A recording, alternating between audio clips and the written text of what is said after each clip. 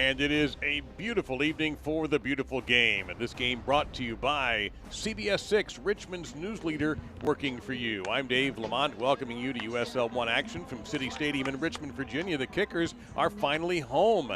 Sitting in 11th place in a very tight table in USL League 1, taking on Toronto FC 2. How tight? Take a look at this.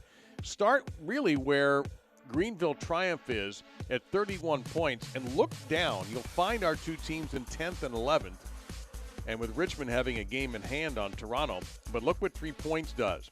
New England is playing tonight, by the way, and if they do not beat Chattanooga, if they don't get any points, the winner of this match, if there is one, will go by New England. The top 6 are going to the playoffs.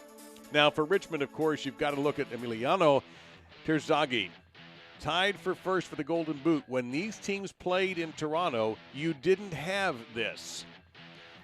Terzaghi looks like one of those players who is put on this earth to do one thing: score goals. Tremendous touch. Doesn't matter where he is on the pitch. And so Toronto FC 2 is going to have to be worried here. Look at the service and look at the creativity. Now, Garrett McLaughlin is not here tonight for Toronto. It's ironic that their leading scorer is not available. But the game winner in the 2-1 win in Canada was scored beautifully by Antonio Carlini. 21 appearances, 3 goals. Toronto FC 2 is going to have to replace McLaughlin and his 8 goals. It's going to be difficult for them tonight. And Richmond remembers what happened in Canada when they weren't able to bring their whole team. It should be a fascinating matchup with a lot at stake. Coming up, we'll tell you our starting 11s. Richmond Kickers, Toronto FC 2, USL Championship League 1.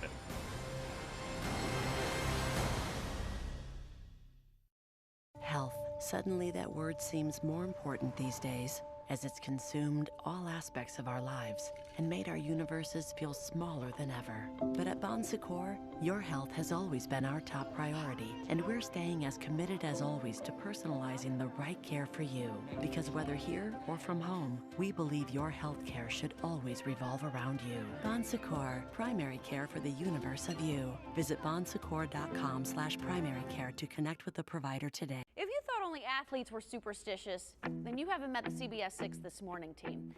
Like Rob here. He has to do everything 6 times before the newscast even begins. 1, 2, 3, 4, 5, 6. Tom's all worried about stepping on cracks. And Reba, she has several good luck charms. It's getting out of hand. Oh, watch the ladder. Oh my goodness. Are you okay? Make CBS 6 This Morning your superstition. Watch 4:30 to 7. Whether you like it cool or hot or somewhere in between, James River Air will keep you exactly where you want to be. Call 1-800-COMFORT. James River Air, Richmond's #1 heating and cooling company. We see them compete, striving for greatness. But there's always more to their story. An unforgettable touchdown. A story of survival. A grade school go-kart champion. And a record-breaking triathlete. Go beyond the roster with Lane Casadante, Thursdays at 11. Kristen Lures with your morning drive on CBS 6 This Morning. Problems don't occur when it's convenient. It's a good thing our repairs do. Call James River Air and get after-hours service with no after-hours charges. HVAC, plumbing, electrical. One call does it all. 1-800-COMFORT.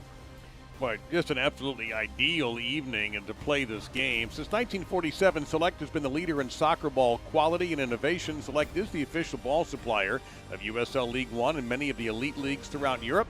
For the latest Select products and special offers, please visit SelectSportAmerica.com. That is Danielle Chesky, our referee tonight with the ball. Here are tonight's starting 11s, brought to you by ServPro for Richmond. We mentioned first off for Darren Sawatsky's Kickers.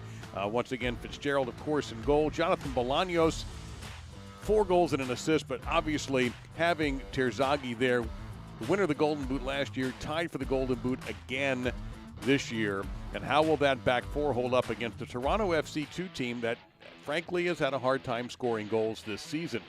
Caleb Patterson-Sewell was in the nets when these teams met on August 6th. A 2-1 Toronto victory. And so where is the scoring going to come from without McLaughlin? That's going to be the big challenge for Mike Munoz to find goals in this lineup. As soccer balls can enter the stands at a high rate of speed. So Richmond, of course, will be in the black kits as we take a look at tonight's blueprint of the game, brought to you by Draper Aiden. And so you got to ease the pressure on Akira Fitzgerald. He's had 69 saves. That's 8 more than anybody else in League One right now. So try to make the match a little bit easier for him. And as I mentioned for Toronto FC2, where does Mike Munoz get his goals tonight? Can Carlini step up? Will Paul Rothrock, who's making his first start of the season tonight, number 73 right there, be the guy? Maybe it'll be 81. Antonoglu, who can score. He's got 3 on the year. But they are absolutely missing somebody special with McLaughlin. He is another guy, much like Terzaghi, who just looks like a natural-born finisher.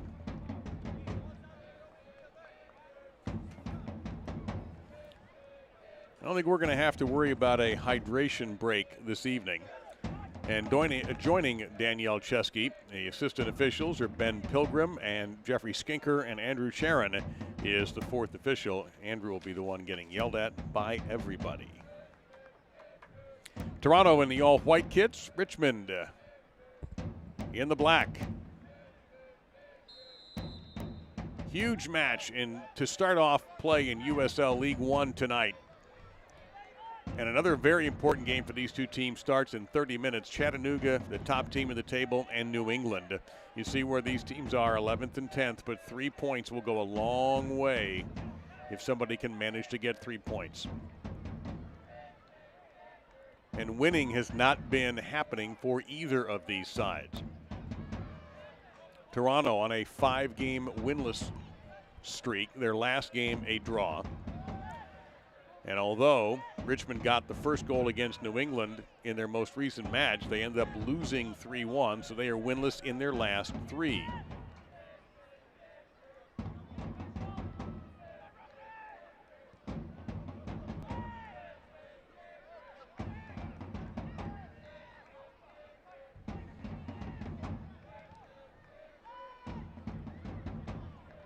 It also seemed like, in taking a look back at the match on August 6th, that possession was dominated in that match by Toronto FC2.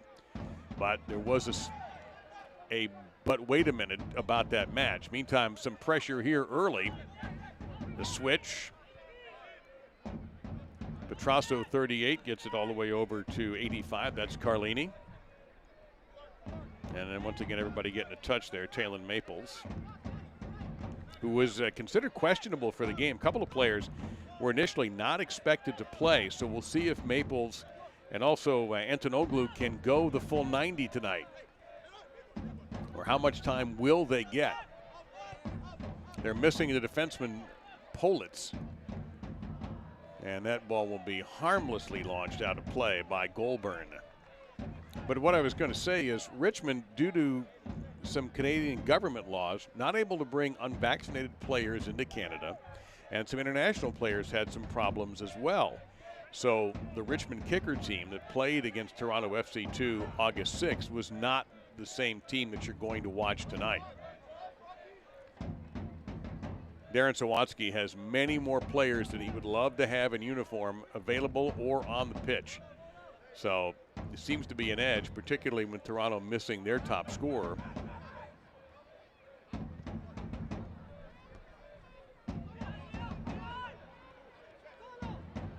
And now perhaps a chance here, but intercepted and taken back by FC2.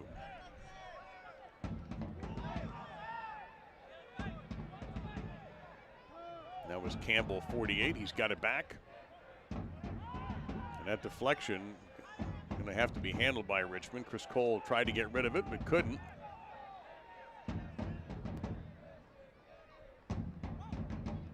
Take a moment to remind you that you can get your all-new 2021 kits and check out the new product lines at shoprichmondkickers.com.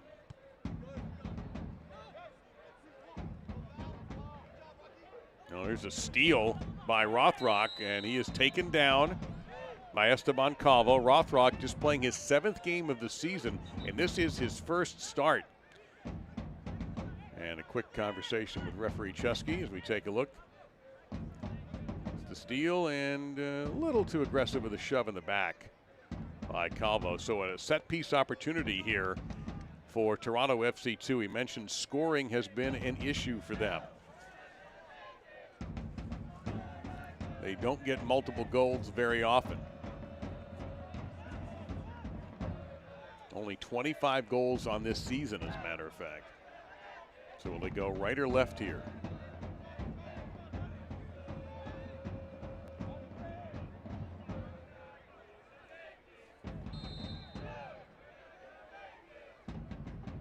They'll go righty and trying to get it on frame, and it was rejected by the back line. Looked like Calvo, who had committed the foul, got a piece of that ball, but the pressure continues with Cozy Thompson, 52. And our first corner kick of the match about to come up. And that will be Kobe Franklin, who took the last kick. And he put that one in a dangerous position. So let's see what he does with this one on a right-footed probable in-swinger. And you can hear Danielle Chesky's whistle as she tries to shuffle a few bodies to her satisfaction.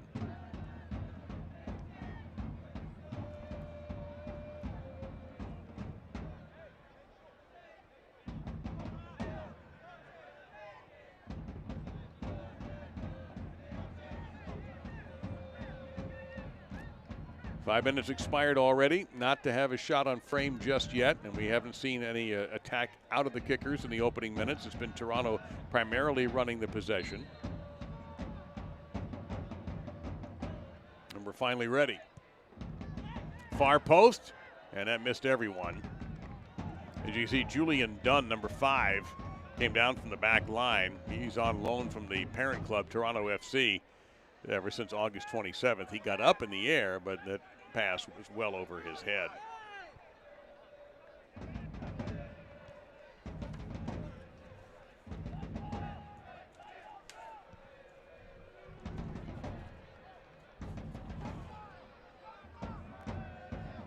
Last win. Here's a good opportunity now here for Richmond, and a save by Caleb Patterson-Sewell as Terzaghi broke free. And Richmond had been so quiet in the opening 5 minutes, and suddenly look at Terzaghi break to the goal. A mistake. Great pass by Vinyals, and Terzaghi got it on. But Patterson-Sewell able to slide and make a terrific save. What I was about to say about Toronto and their inability to score lately, in their last 4 games, just 2 goals. They had a 0-0 draw with the Red Wolves at the end of August. Then Greenville, they lost 3-0. They lost 2-1 to Union Omaha, and then their most recent game, September 17th, against Forward Madison FC, was a 1-1 draw. The last time they had scored 2 goals in a game was against Forward Madison FC, and that's on August the 18th. In the meantime, the conversation with Danielle Chesky is forthcoming. And that is, again, Calvo hit with the foul. So he is now well on her radar screen as somebody to keep an eye on, as another free kick will be set up here for Toronto FC2. They may be asking for a little more than just a free kick, but now it looks like Antonoglu will be the left footer here. So watch for a rush off to his right to try to attack the goal. Let's see, or does he try to go ahead and put this on goal against Fitzgerald? Got a couple of options here.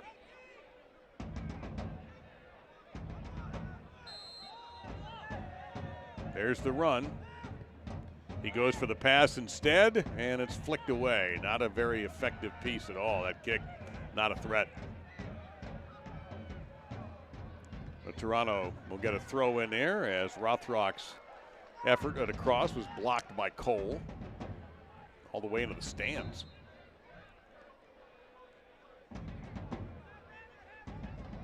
And Cozy Thompson, excuse me, that is Kobe Franklin, realizing he's got a more opportune throw in than he first thought.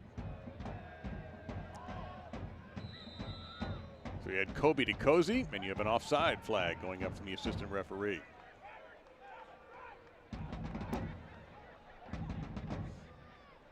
Interesting also in this matchup that both teams have player coaches in between the pipes. Both Caleb Patterson-Sewell and, of course, Akira Fitzgerald are player coaches.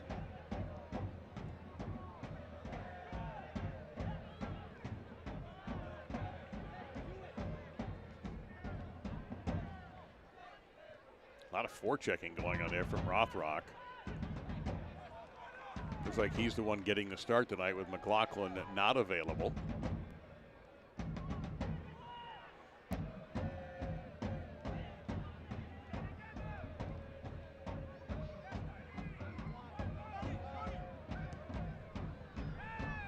Trying the long ball approach. Bolduc leaving across. There's a shot. It's going to curve high. Creativity from Bolduc that time. He knew Ethan Bryant was crashing the net. Bryant just got a little bit under it too much, and it hooked out of play. But first off, the long pass is very accurate. Love the service. Finish needed to be better.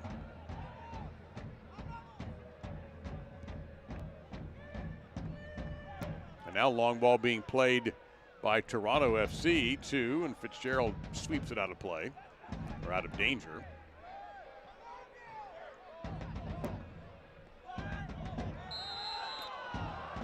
Looked like a clean tackle at first, but in the opinion of the referee, a little heavy against Moran.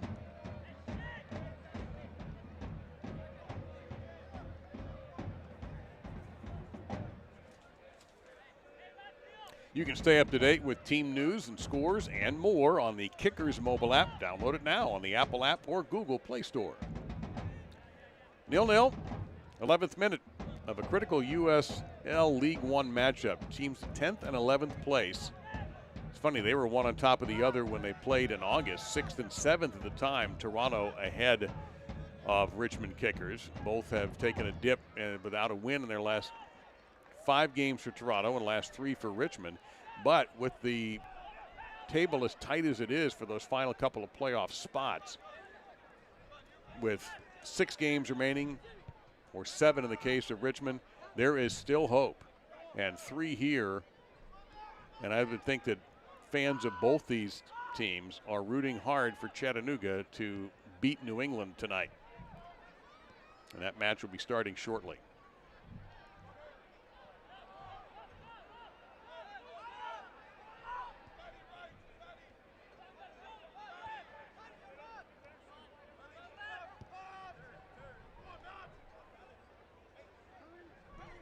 Opportunity now here. All of a sudden, they swing it wide to Petrasso, and his effort at trying to get it into play and into danger is knocked out of play by Calvo. Let's see if they rule a corner kick or a throw in here. It's going to be a corner. Well, no, the referee has ruled it's going to be, looks like a throw in from just missing a corner kick. So the throw in to be taken by Petrasso. And now he hands it off to 62. Rohan Goulbourne, who oddly enough does not have a goal this season yet. It's back. Little triangle for the moment. That's Carlini, very clever player.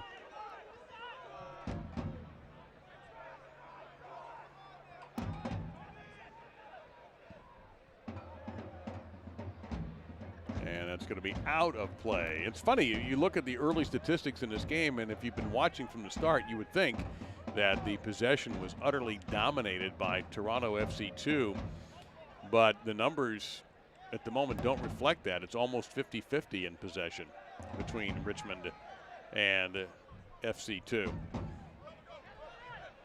Race to the ball. Calvo gets there first, gets it off to, or tried to get it off to Bryant, but Petrasso is there, a little bit more aggressive.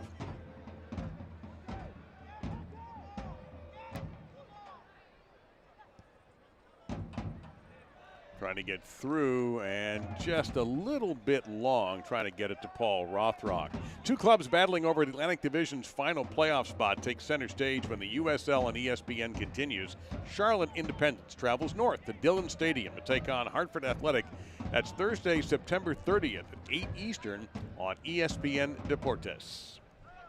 Dave Lamont with you, looking for our first goal this evening. Toronto has the ball and the pressure. And a routine play there made by Chrysler. Able to sweep that over to Magalhaes. But it just seems like, as far as the possession when Toronto FC2 has had it, has been in this half. But the only legitimate scoring chance was off of the foot of Terzaghi, who was saved by Patterson Sewell.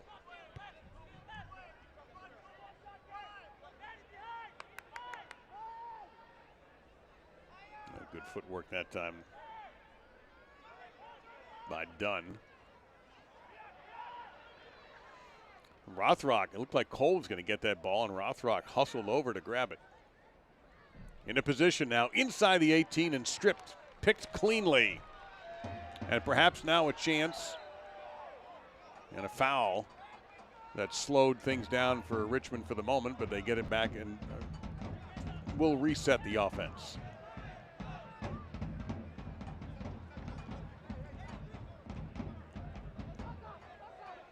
There is the Argentinian Moran, known as La Maquina, the machine.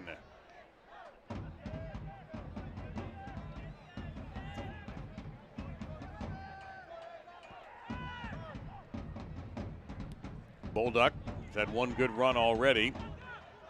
Calvo, I think they were trying to force that into the middle a little bit and really wasn't quite there. Now Paul Rothrock. As the possession turns, and now the numbers are beginning to shift. It's more like 61-39% in favor of Toronto FC2 when they've updated the possession stats. That seems to make a little bit more sense.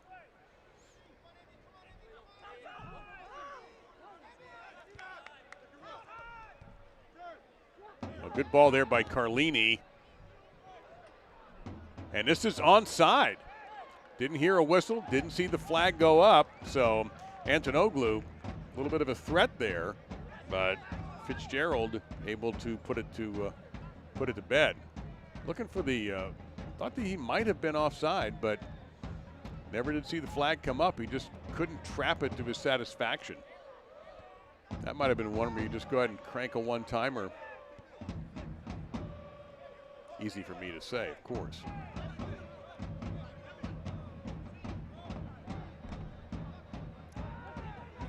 Richmond's been trying the long ball game. That one didn't quite work out. Meantime, down the other end, that's Cozy Thompson fighting off one defender, and they were trying to force it into Rothrock, but Chrysler got there first. A former forward Madison FC player able to win the battle. Watch Chrysler get the head on this, and I believe he also drew a foul. But Rothrock, 73 in white, has been a pest for the Kickers so far. Again, they are playing without their top scorer, the very talented Garrett McLaughlin.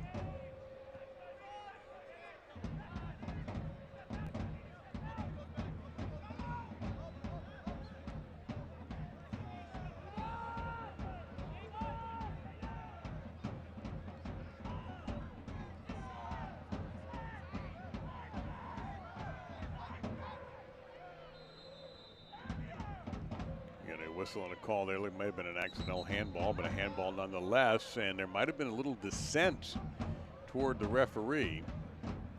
And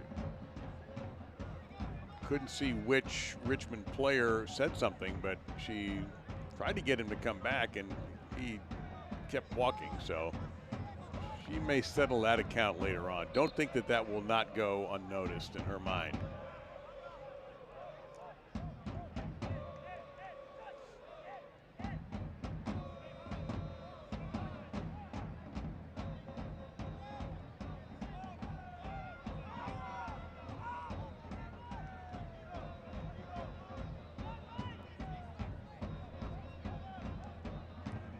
Dunn's pass intercepted. Broken up nicely by Vinyals. We'll see if the Kickers will play a shorter passing game here. They've been going with a lot of longer passes from the back. And they go for it again. And too much from Chrysler, so a goal kick coming up for Patterson Sewell, who holds dual American and Australian citizenship.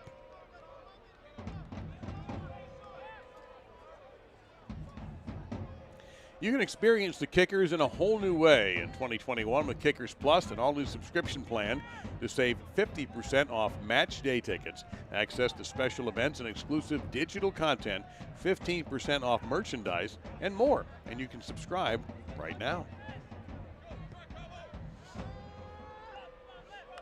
That's hooked OB. Throw-in coming up for the Kickers. 6-8-7 Richmond, having lost their last two, 0-2-1 in their last three, and 0-2-3 in the last five for Toronto FC 2.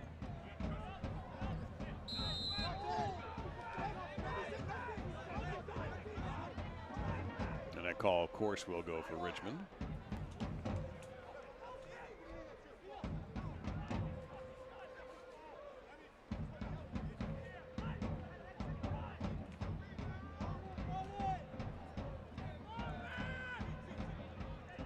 Last win for the Kickers against Greenville back on August 22nd.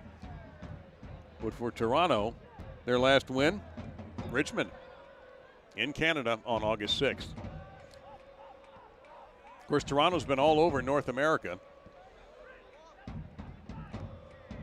because of restrictions regarding COVID. They didn't actually start playing in Canada until the end of July. They spent time in Florida. They have spent time in Arizona. They've just, wherever they can find a place to land in the early going, they're finally able to get into Canada. And I have to believe that that's a giant relief. They did not even play last year. They withdrew. Wow, what a slide there by Cole to knock that out of play. Set up a throw-in. But I was about to say Toronto FC 2 actually did not even participate in USL League One last year. They withdrew from the league for the season because of the pandemic.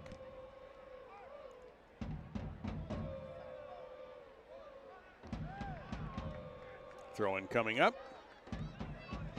Cozy Thompson's going to be just fine.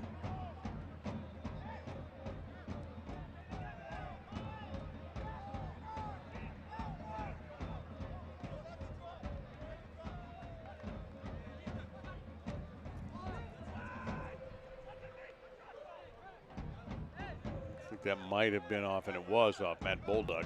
So, throw-in coming up for Toronto FC 2.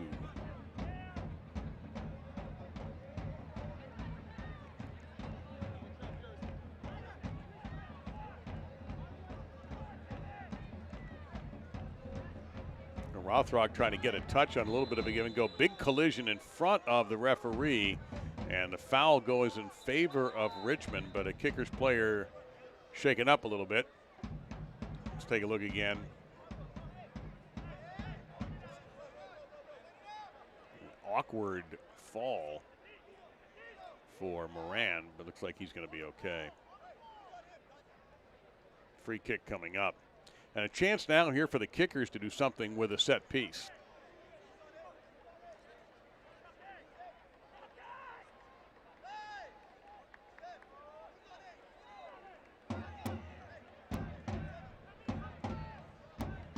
We're going to have a big crash just inside the 18.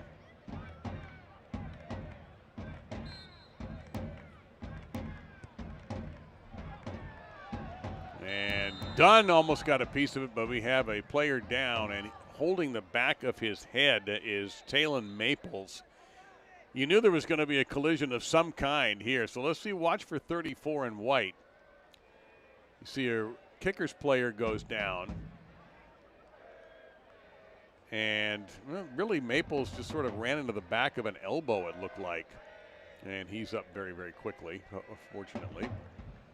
But again, no hydration break planned as far as I know. The temperature is very comfortable in the low 70s, probably drop below 60 a little bit by the time everybody heads out for the evening.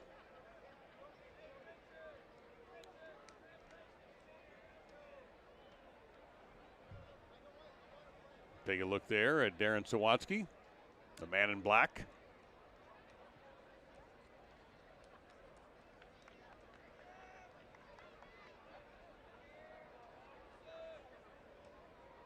Now, by my understanding, Maples has got to come off until Chesky brings him back in, because the trainer did come out to tend to him. He appears to be okay, but it's been talked about many times. Anytime you see a player grab his head, the officials will stop play as fast as they can, and the trainer is often brought out just to administer maybe a mini concussion protocol check to make sure that the player is responsive, which clearly Maples was. If you can't watch the match, turn on Sirius XM FC 157, North America's only 24/7 source of soccer radio. Featuring Ray Hudson, Tony Miola, Rodney Marsh, and USL All Access with Mike Watson, Devin Kerr every Tuesday night at 7 Eastern. You can also hear live action from the USL, MLS, Premier League, and more, all on Sirius XM FC 157 and the XM app.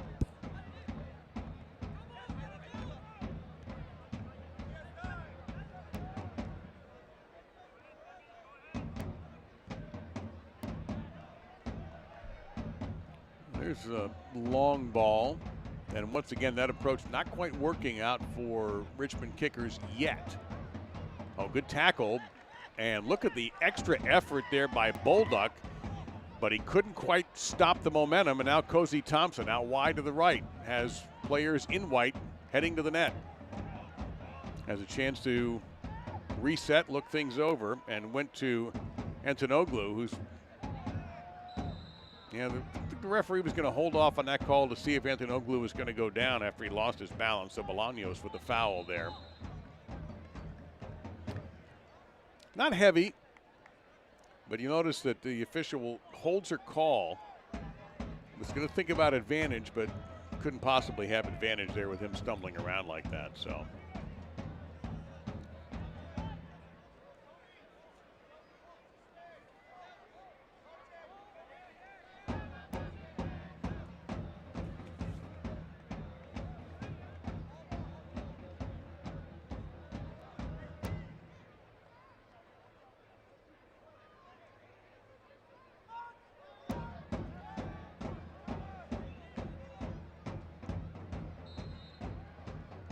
Another free kick. This one could be dangerous, and a smart move by Fitzgerald to punch it out and get rid of it. And a throw-in coming up for Richmond. So aggressive goaltending by the third-year keeper for this Richmond team, Akira Fitzgerald, member of a Wake Forest National Championship team. Once again, you see that Julian Dunn is making just his fourth start of the night, is absolutely a part of those balls launched looking for headers. Number 5 for Toronto FC2 has undoubtedly caught the eye of the kickers' backliners on set pieces, free kicks, and corner kicks. Moran fought off a couple of defenders, but Thompson comes away with it.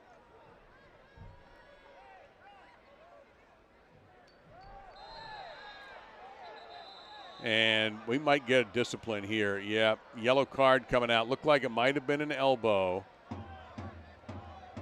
We'll take a look at it again because there was, take a look, see if this is indeed an elbow. Yeah, it looks like Vignal's got that left arm out. And that's our first booking of the match. Yellow card for the former Tormenta from South Georgia.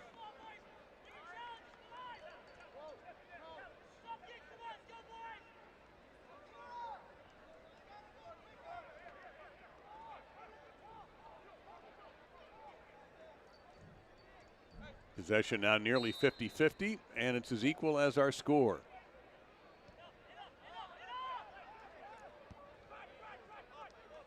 And the only shots of the game have come from the kickers. and only one of the two on target. We have not had an official shot yet from Toronto FC2. Again, a reminder, this is a team that is having a hard time scoring goals this year.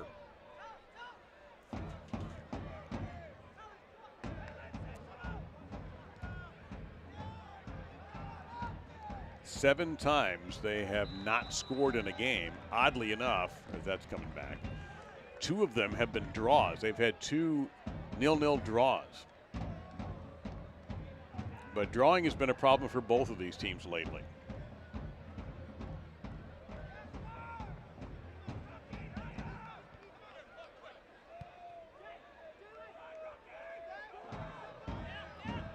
When you play a team that doesn't score, do they drag you down with them and keep you from scoring? Well, that's what's happening right now with Toronto FC2. Now a little bit of a threat inside the 18 for the Kickers, and some solid defense, and the call is going to be corner kick. First one coming up for the Kickers.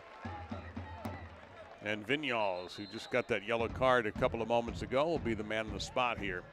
Not a lot of run-up room, and now he'll clear out and let the machine go left-footed.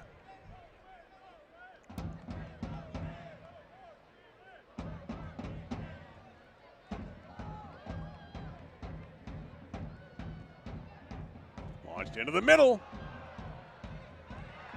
Big collision just outside. Bolduc takes a shot, and a really dangerous moment in the match coming up against Toronto. And it looks like we're going to get a yellow card here as watch this collision. Yeah, just stepped right on him. That's going to be Antonoglu, who is going to be hit with a yellow card. So we've had 2 yellows in the last couple of minutes. And Antonoglu can ask for forgiveness all he wants, but it's not going to work. So now what does Darren Sawatsky want this play to look like? Again, from this distance, you can try to go on frame and challenge Patterson Sewell. Or you can lob it into what's going to be a very crowded penalty area. Maybe even get a call. There was a PK in favor of the Kickers in the game against Toronto back in August. That's how Richmond got its only goal, and honestly, that was kind of a soft call. But you never know what you're going to get. Vinyals will take it. He'll strike on frame, and he just shot it wide.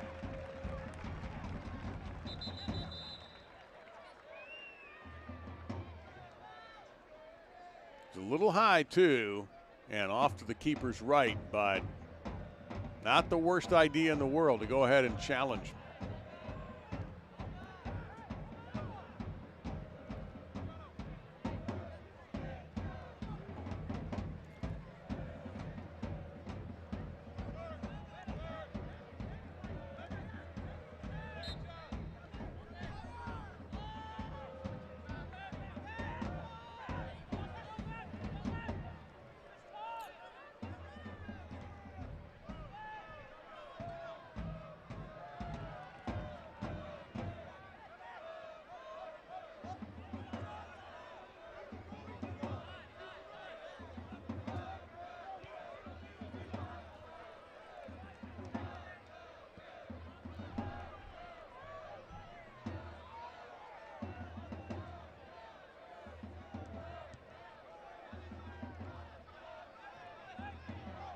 Well, this is a tremendous run, and Cole turned him around a little bit.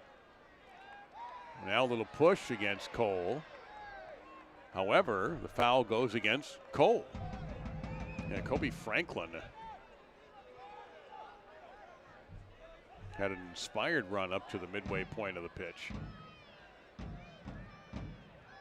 That throw ended up missing everybody, and Richmond takes possession.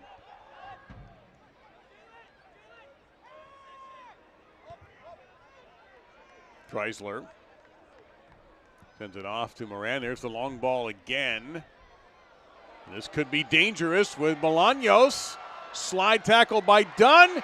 And that's, for some people in the audience, that heel shot looked like it went in, but it grazed the right side of the net.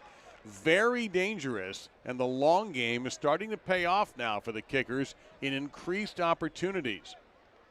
You see it hit the shoulder of the defender. Dunn might have been the one to save the day, and you see that it was Terzaghi who tried to make the pass and sets up another corner kick opportunity here for Moran with a left foot.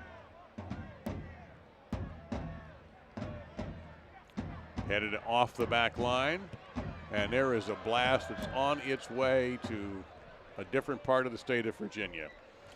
The switch is on to Atlantic Union Bank. J.D. Power ranked them highest in customer satisfaction for consumer banking in the Mid-Atlantic, and they humbly thank their customers for rating them the best. Visit AtlanticUnionBank.com or local branch today. Make the switch.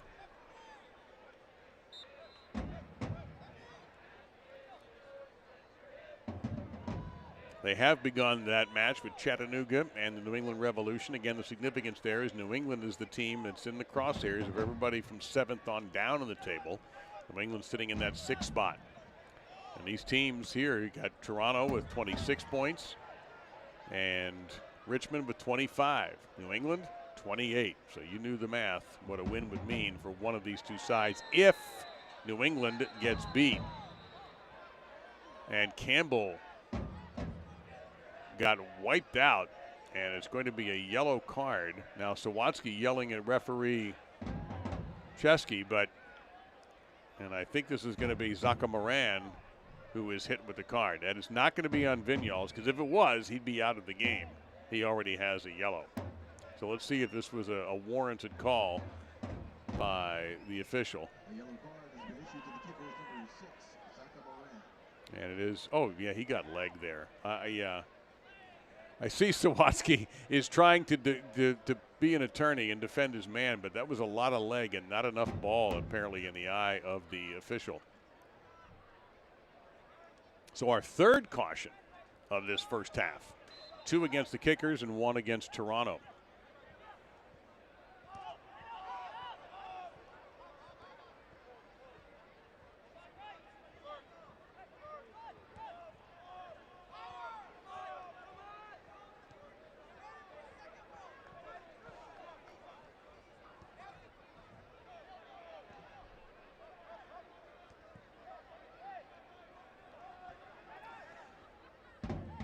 Pressure on the ball now by Richmond, and a nifty steal by Vignoles.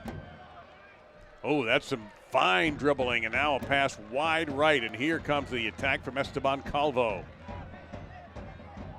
Dump it out to Bryant.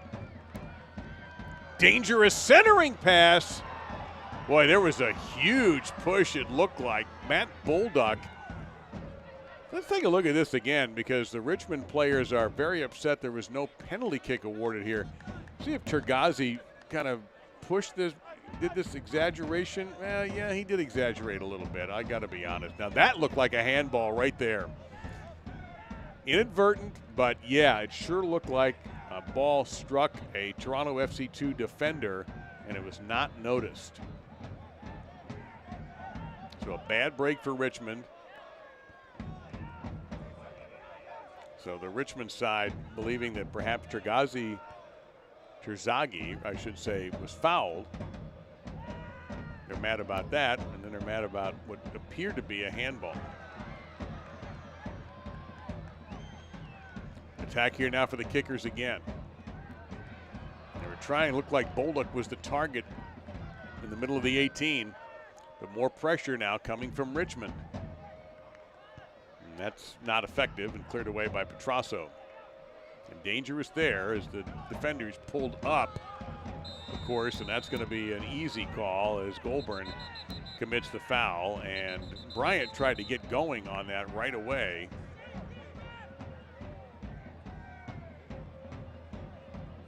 I don't believe we're going to get a yellow card for this.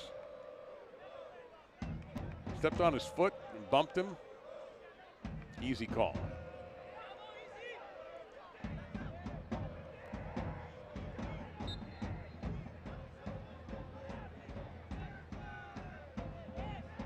So let's see if Vignoles' guy has a few options. You see the top of your screen, Bolaños, hands on his hips. Now he starts to march a little bit more toward the middle, right by the referee. And it should be another corner kick coming up. This will be corner number 3 for Richmond kickers. And again, it's a little bit easier for a lefty to handle it, but we had an extra ball out there.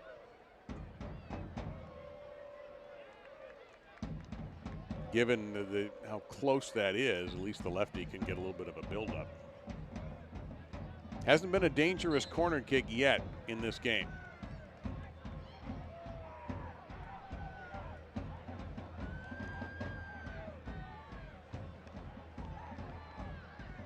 Remember, Toronto FC has yet to put an official shot in play. Never mind on goal, even a shot. But that may change now as Carlini. Yep, couldn't get it by Bryant. And Ethan Bryant has some room to work. Making just his 6th start this season. Bryant thought he might drop that ball off to Calvo and didn't. And some tremendous hustle from Richmond to keep possession and get it all the way back to Fitzgerald and hit the reset button. Now 40 minutes with no shots officially from Toronto.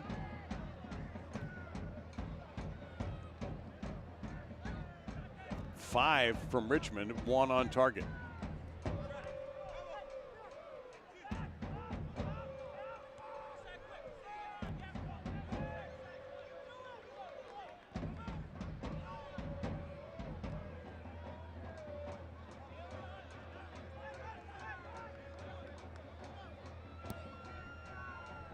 Again, the long ball. Almost on. Now, be careful here. Terzaghi had a chance at it. Looks like Bolaños was the target, and a little miscommunication there. The give and go came and went, and a goal kick coming up.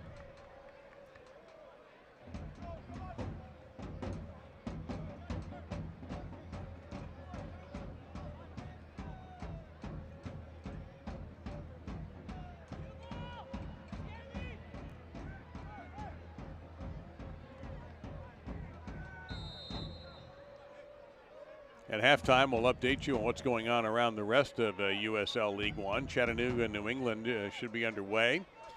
And there are 2 other games tonight. But this is the first match of a Saturday evening. Hope you're enjoying it. Neither team able to find the back of the net yet. In a rematch, game from August 6th, where you had an own goal against Richmond, then a PK by Richmond, and then the game winner by Carlini, which really was a pretty goal. And it would be a victory for Toronto, their last one. They've lost or drawn their last 5. Another call going against Richmond, the offsides.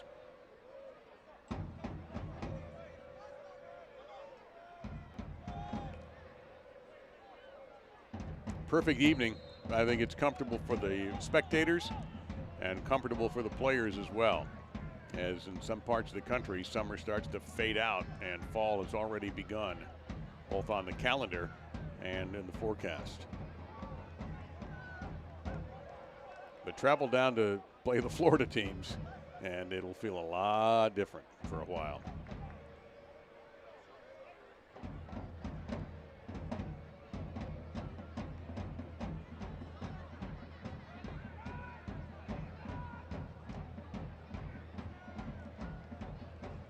Done. An exchange of headers finds Richmond with possession.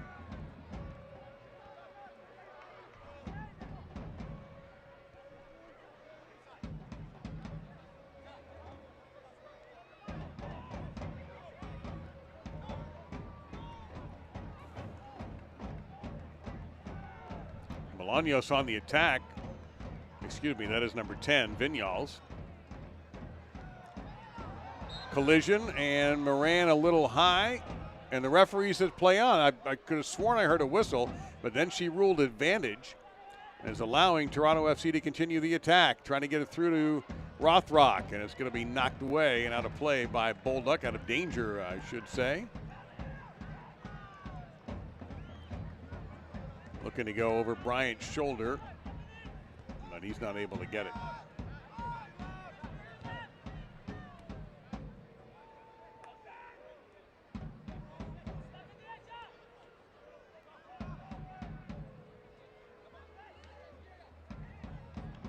Interception. And a little miscommunication there from Vignals and Bolduc. And that's going to result in a throw-in for Toronto. Stoppage time, I can't anticipate a lot of it. Obviously no goals. We have had some yellow card discipline, but it's been handed out pretty quickly. And we've had the trainer come out once. So it might be a minute or two at the most.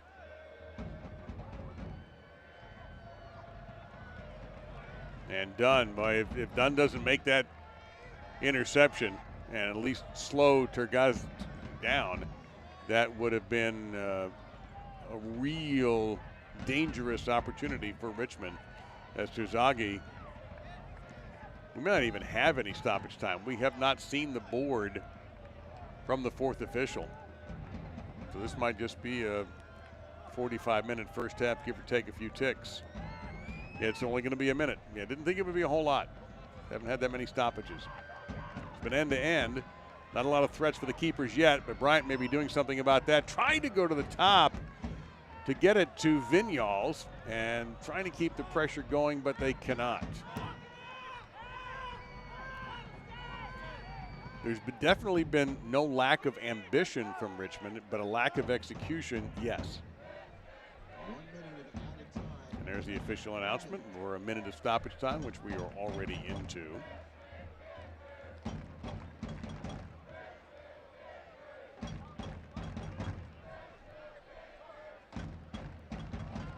And that got loose. I thought Chrysler had a chance maybe to get off a good cross or keep the possession, but problem is, from a Toronto perspective, they're backed up in their own end. It's doubtful they're going to get anything really positive going in the waning seconds. They're going to get a break there.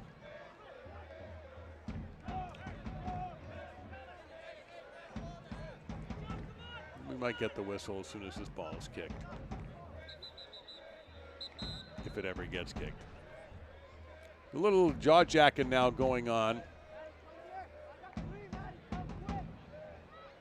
Dante Campbell and Terzaghi are not discussing the Ryder Cup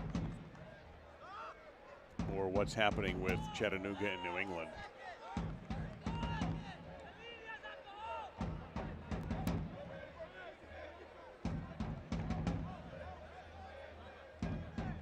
Caleb Patterson-Sewell, who's had to make one save, and it was a really good one, and that does indeed take us to the halftime break. Neither team able to find the back of the net. Richmond certainly has had more chances than Toronto FC2, but bottom line is we're still looking for our first goal in this match on a beautiful evening at City Stadium in Richmond. Our halftime festivities are next.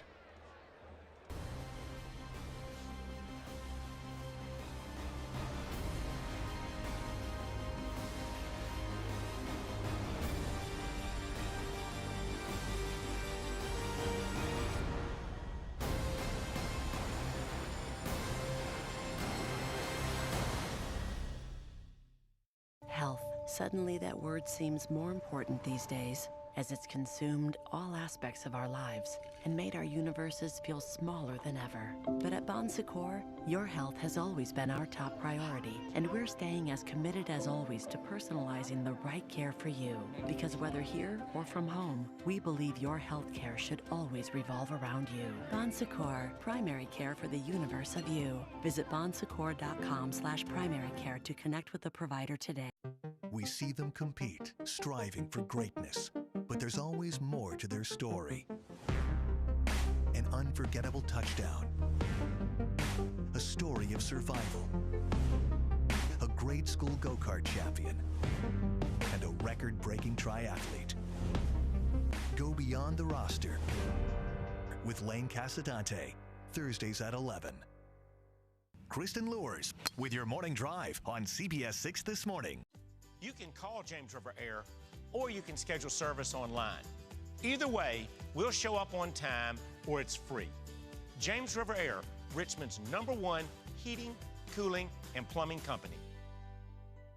If you thought only athletes were superstitious, then you haven't met the CBS 6 This Morning team.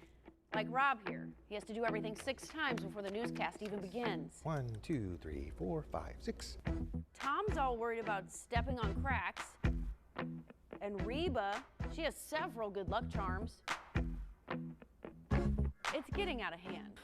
Oh, watch the ladder. Oh my goodness. Are you okay? Make CBS 6 This Morning your superstition. Watch 4:30 to 7. Trust but verify. Let James River Air give you a free second opinion on any HVAC, plumbing, or electrical problem. It won't cost you a dime, and it could save you a bundle. Call 1-800-COMFORT and ask for your free second opinion. Our halftime is brought to you by Noodles & Company. Ready to kick a dinner-winning goal? We're ready to put in the assist with a big discount from your friends at Noodles & Company. To make the play, all you have to do is pull out the phone and download the Noodles & Company app to get $4 off any order of $10 or more. Then enter code KICKERS21 and check out to keep your whole team happy. And once you're a rewards member, the savings will keep on coming. Download the Noodles app today and win dinner tonight. Now let's take a look back at a recap of the last weekend, USL League One. Week 24 ended with a wild night of soccer in 3 different cities, 7 game-tying goals in 3 matches, 14 goals in total. And we start in the upstate of South Carolina. Tucson making the journey over to take on the Greenville Triumph. Charlie Dennis getting the scoring going early on in the match with his goal on past Dallas J. And it was Greenville that would equalize on their home field. Aaron Walker the PK spot, and 1-1 in Greenville. Greenville able to get back on top, though, with the help of Lomas, Booth, and then Aaron Walker, a brace on the night for Walker, as he has found his goal-scoring form of late. 2-1 Greenville. But wait, more PKs in this one. 1 for each side. It's the 8th time that's happened in league history, as Tucson getting yet another goal from Charlie Dennis, this time from the spot. A brace for him, but wait, a hat trick coming to him. 3-2, Tucson leads it off of the corner kick. Tucson, when this one is all set and done, 4th draw after conceding the first goal, 10 points after giving up the opening goal in a match as well throughout this season. Greenville able to find that draw in this one, find that point at home. Lapsley, huge miscue there, giving up some points for Tucson. Nico Brown, his first goal for Greenville. 3-3, Greenville and Tucson in the upstate of South Carolina. Both stay 3rd and 4th at the moment in the League One table. And Tucson, of course, keeps that unbeaten streak alive at 6.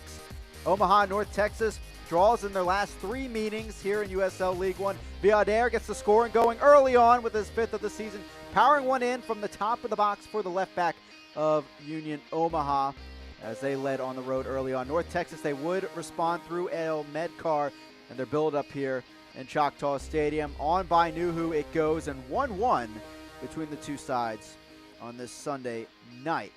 Now, North Texas, we know they can spread it. They love to score and get the ball on down the field, and they do that right here to take the 2-1 lead against Nuhu and Union Omaha. Vargas with the goal into net on this one. North Texas has led in 9 of its 11 home matches this season. 3 more matches at home still to come for them as we finish off the season. Evan Conway, injury troubles the last few months. Good to see him get a goal back here, and once again in his career, it's against North Texas, tying things up 2-2 and salvaging a point for Union Omaha. Did need to see some work late from North Texas on defense and against Evan Conway as well to keep this at 2-2, but they get it done. North Texas winless in their last 7. Union Omaha not able to equalize on the table with Chattanooga, but they do have 2 matches in hand on the Red Wolves as we continue into week 25 this week. Curry and Fort Lauderdale getting things going early on in the first half with a goal here on past Pablo Haro, who unfortunately had to leave the match due to injury in the 28th minute. Carlos Aviles, the former North Texas SC keeper, coming in instead as the match went deeper into the night. Marco Micheletto getting some help from Azad Liadi here. Liadi, 5 goals in his last 4 matches, has been so strong in his goal-scoring form of late in the second half of the campaign.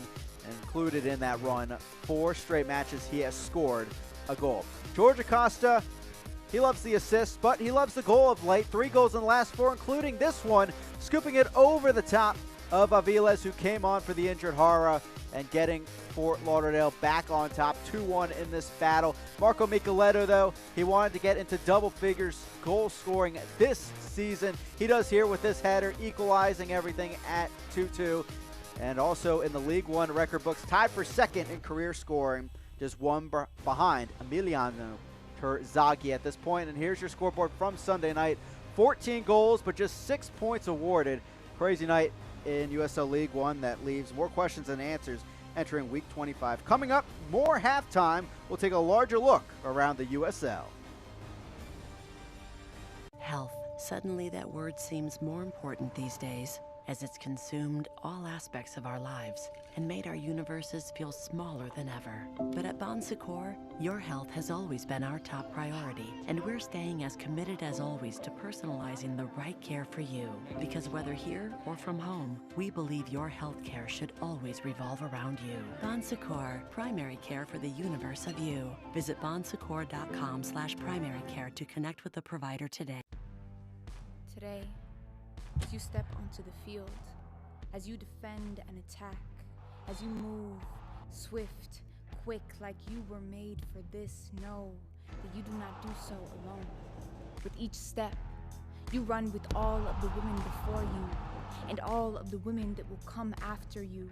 A stampede of mujeres blazing a trail on fire. Time cannot catch you. Para ti no existen los límites. You come from women that transformed pain into victory. Women that accepted impossible as a challenge. A challenge is brought to you and you do not turn away. Your journey today awaits you and you do not step down. You step into your purpose. You step strong. Con toda la fuerza de mujer.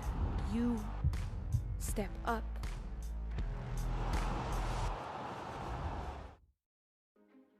I am a first-generation student here at Bellevue University. I feel like if I were to have gone to a different university, my experience would have been a lot more stressful and overwhelming, because I feel like I wouldn't have gotten that personal experience that Bellevue University has to offer.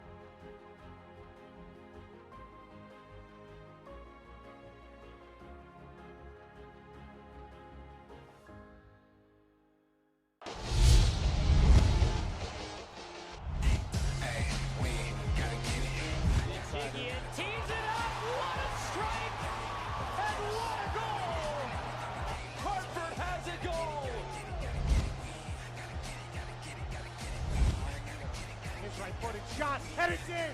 Knocked away. Looking for Para, could fall for an opportunity here. The shot comes in! Oh, it's brilliant! Well, what a beautiful night for this matchup, and who is going to crack through first with a goal to take the lead? Richmond or Toronto FC2? This game's so important for the table. Right now, New England and Chattanooga. I'll get you that score in a moment, but first let's go around the league. You may have already heard about this. It's a wonderful thing. The Super League is coming in 2023. A pathway to pro will form when the Super League begins in 2023. Another great opportunity for the women's soccer game. Hispanic Heritage Month being celebrated through October 15th. Visit uslsoccer.com/Hispanic Heritage. And Charlie Dennis, the 10th hat trick in League One history in a 3-all draw on Sunday. Now, we've been talking a little bit about what's going on. The answer is nothing in the back of the net in that game either, with New England Revolution 2 and the Chattanooga Red Wolves. Very important game with New England sitting in that number 6 spot, and both these teams, Toronto FC2 and Richmond, have higher ambitions. 3 points, if you can get it tonight, could go a long way toward improving, will go a long way toward improving your playoff chances. Also tonight on ESPN Plus, Forward Madison FC and Greenville Triumph. Tomorrow, North Carolina FC and North Texas SC, and also tonight, Tucson and Union Omaha. So substitution patterns being considered by Mike Munoz for Toronto FC2, and also, of course, for Darren Sawatsky for Richmond Kickers. Will they make any early, or will we wait and see how this match unfolds? Health. Suddenly that word seems more important these days, as it's consumed all aspects of our lives and made our universes feel smaller than ever. But at Bon Secours, your health has always been our top priority, and we're staying as committed as always to personalizing the right care for you. Because whether here or from home, we believe your health care should always revolve around you. Bon Secours, primary care for the universe of you. Visit bonsecours.com/primary care to connect with the provider today. If you thought only athletes were superstitious, then you haven't met the CBS 6 This Morning team. Like Rob here. He has to do everything 6 times before the newscast even begins. 1, 2, 3, 4, 5, 6. Tom's all worried about stepping on cracks. And Reba, she has several good luck charms. It's getting out of hand. Oh, watch the ladder. Oh my goodness. Are you okay? Make CBS 6 This Morning your superstition. Watch 4:30 to 7. Whether you like it cool or hot or somewhere in between, James River Air will keep you exactly where you want to be. Call 1-800-COMFORT. James River Air, Richmond's #1 heating and cooling company. Everybody has a story. Professional artist, nationally acclaimed guitarist, professional wrestler fighting cancer. From shy child to street performer, producing music in the pandemic. The king of Carytown. Meet the most interesting people in Central Virginia. I Have a Story with Greg McQuaid, Fridays at 11. You can call James River Air or you can schedule service online. Either way, we'll show up on time or it's free. James River Air, Richmond's #1 heating, cooling, and plumbing company. So let's take a look as the teams have returned to the pitch. Take a look at our highlights. Both these teams looking for those 3 points so desperately, and early on in minute number 6, there was a great opportunity here as Toronto let down on the defense. And who do you want to get the ball to if you're Richmond? Yep, it's Emiliano Terzaghi, but a great save by Caleb Patterson-Sewell will be the only save of the first half required from either keeper. But that didn't mean the danger didn't end. The long game being played here. Watch Bolduc. That's dangerous. And Harris with a clean strike, just a little too high and wide to the kicker's left. In minute 26, a little pressure from Toronto FC2, and flying out of the goal is Fitzgerald to punch that out of any kind of potential danger. No sense in messing around with that. He knew that Dunn was trying to crash the net and take advantage of his leaping ability. Dangerous here because right outside the box, you had a free kick opportunity. Neil Vignoles will take it. He makes the decision to attack the net and just missed. So you see no shots for Toronto, none on target. Possession after starting in favor of Toronto is sliding in the Richmond column. And we've already had 3 yellow cards handed out by Danielle Chesky, our referee this evening in Richmond. So do you feel like, if you're a Richmond fan, that Toronto is ready to crack? It may be. We'll see. This is a Toronto team we mentioned has a tough time scoring goals. 7 times they have not scored a goal in a game this year. And oddly enough, Richmond and Akira Fitzgerald, 7 clean sheets on the year. Also, 2 teams trying to bring winning back into their program. Richmond having not won their last 3. Toronto has not won since they beat Richmond in August. So it's their last 5 without a victory.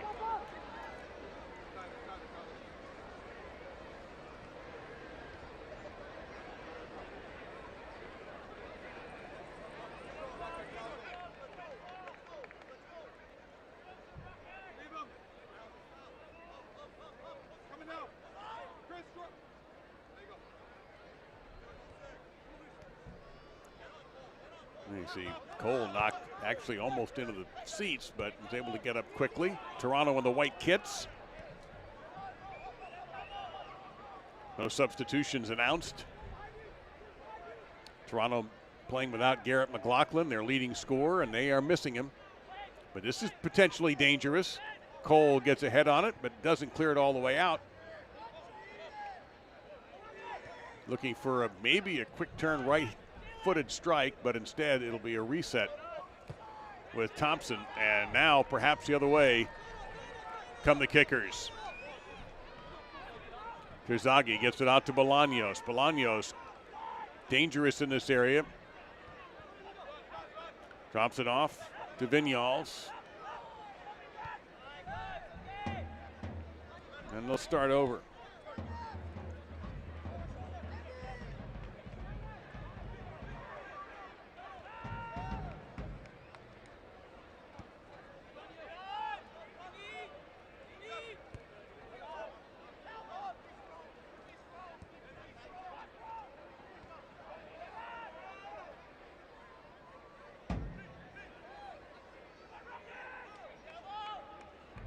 And this, if you're just joining us, is kind of how the last 10 minutes or so of the match went in the first half. With Richmond putting on the pressure, a complete changeover from the first 10-15 minutes of the opening part of our game, where it looked like Toronto was the team on the attack. And they certainly appeared to be the attacking team when they played in August in Toronto. But this has now become Richmond's game for the most part. Now again, we'll get the left-footed corner kick from Moran. This will be corner number 4. Somehow got through everyone without being touched. And Bolaños overcoming a hands-on Petrasso to win the possession. Back to Bolaños. And a header flicked on with no real MPH, no miles per hour on that at all, so a simple play there for Patterson-Sewell. And Paul Rothrock, the beneficiary of that punt, and what a beautiful tackle. That shouldn't be a foul. It should be a throw-in, but not a foul. It looked to me that that was a clean tackle, the ball between Rothrock's legs at first glance. But that is not the ruling from the referee. So perhaps a better angle was had on the pitch. So instead, you have a dangerous situation here with a left footer who could try to put this on frame in Antonoglu.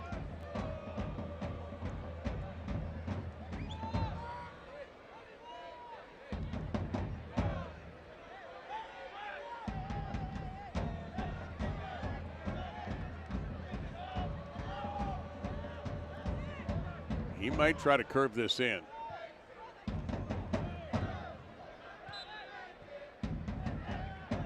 That seems to be the plan, and it was not well done.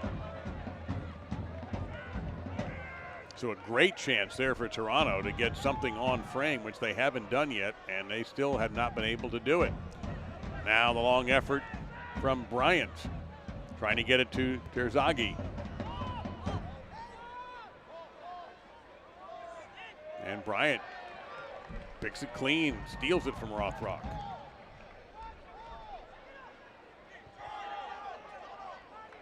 One thing about Akira Fitzgerald, who also serves as a goalkeeper's coach, very accurate passer.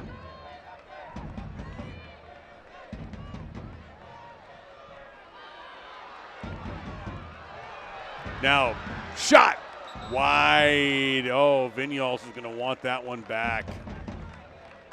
He was in a very good position there, but it looks like it may have caught a piece of someone here because we have another corner kick coming up.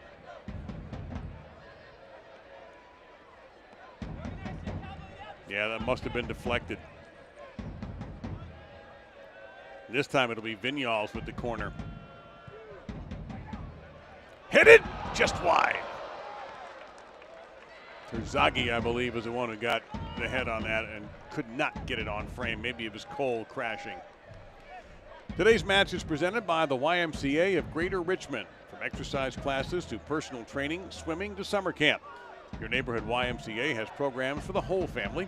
Visit ymcarichmond.org to learn more. Dave Lamont with you, along with our crew at City Stadium.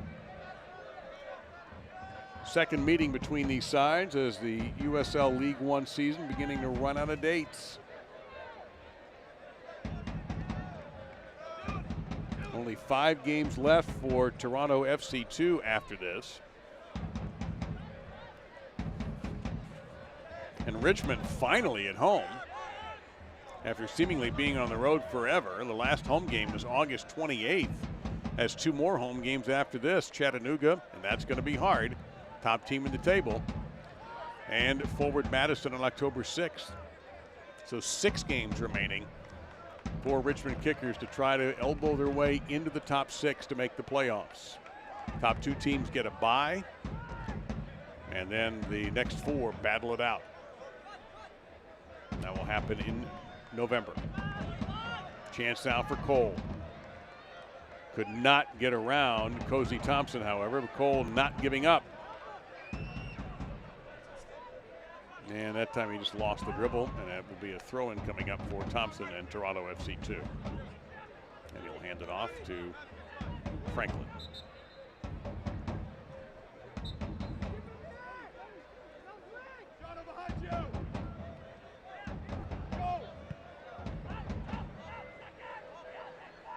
Rainmaker.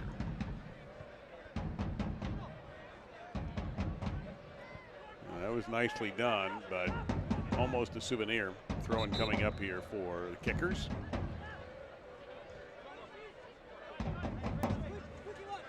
Next up for Toronto after this is 4 of their next 5 are at home. North Carolina FC will be Friday, October 1st in Canada.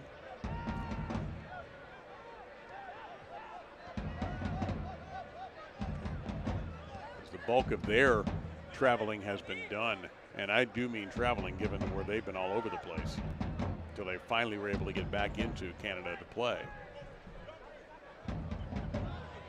And Cole might have put a little forearm into the back there, just a little one.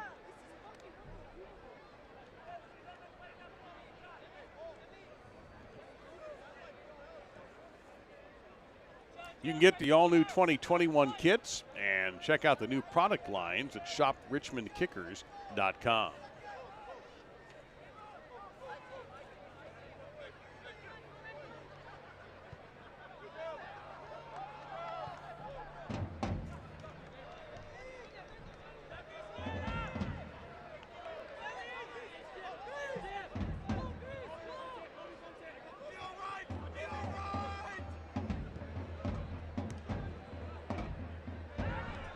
Chance here perhaps for Richmond as Bolaños into the corner. There's the cross and just a little too high and almost an opportunity there. There's a shot and it's right at Caleb Patterson-Sewell. Bolduc had a chance. Moran finally got the shot on goal, but Patterson-Sewell had a clear sight line to it.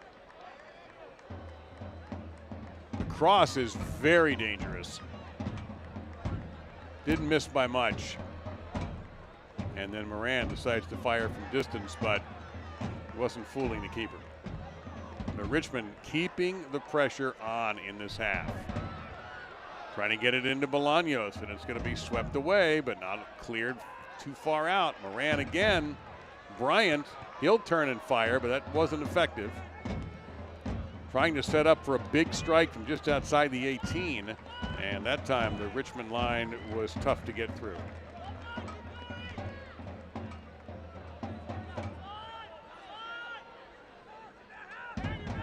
Wondered before the start of the match, with McLaughlin not available for Toronto, where would their goal scoring come from?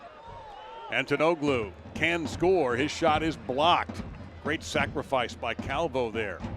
Now another strike from distance, and that is way out of play. Not even close. The USL's elite pre-professional platform, USL Academy, allows clubs to build a pathway to pro soccer by bringing together top local youth talent and helping players transition to their USL senior teams. Here is Bolaños breaking free, gets bumped, and we play on. He wants a call, not going to get it. For more information, visit usl-academy.com. And now end-to-end action as Toronto FC2 comes back with Rothrock launching and out of play. Goal kick coming up, harmless.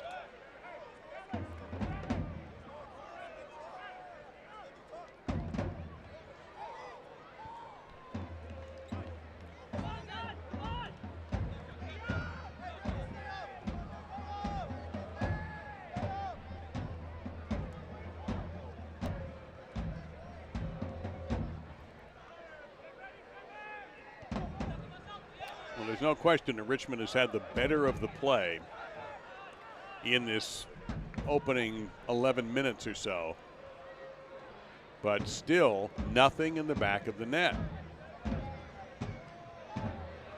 Toronto turning the ball over, and Richmond giving it right back. And a nice little run there by Kobe Franklin.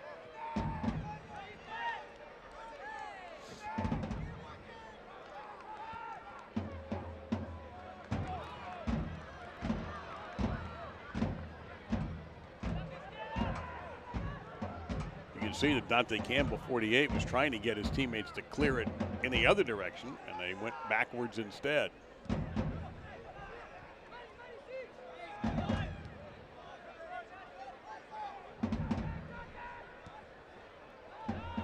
Interception for Richmond, and they'll hit the reset button.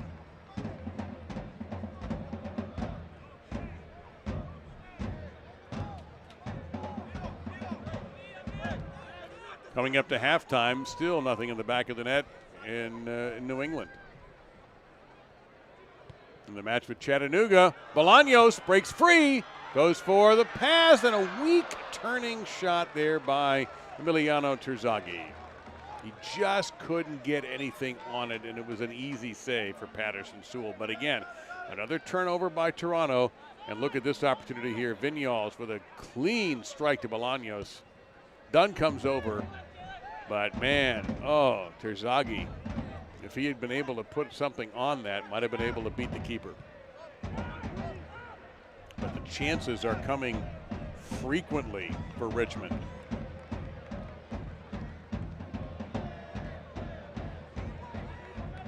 And if you're on the Toronto side, it's kind of hard to identify who the dangerous player or players are. For Richmond, it's easy. Bolaños and Terzaghi have to be the two that are the most dangerous. But it's impossible to identify. I mean, Antonoglu has 3 goals. Carlini, whose name I haven't mentioned in this half until just now, has 3. But they are hurting for goal scoring, because out of the 25 goals they have scored this year, 8 have come from McLaughlin, who is not in Virginia tonight.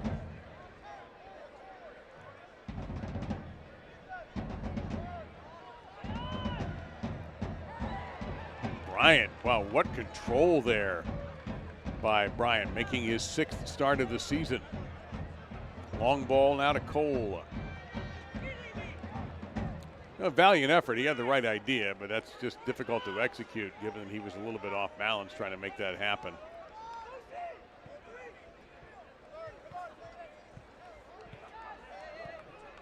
You can stay up to date with team news, scores, and more on the Kickers mobile app. Download now on the Apple app or Google Play Store.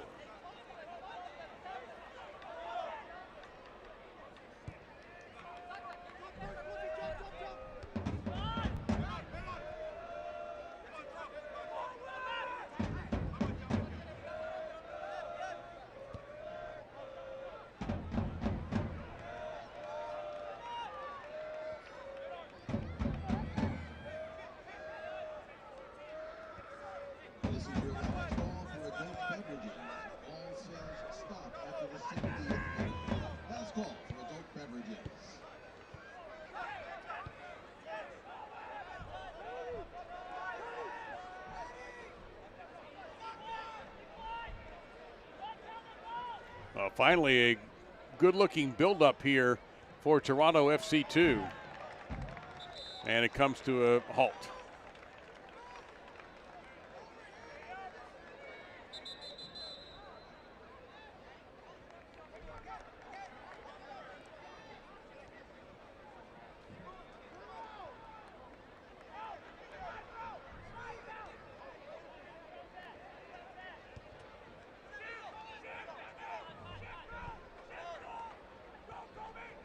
Vignoles has been seemingly everywhere tonight.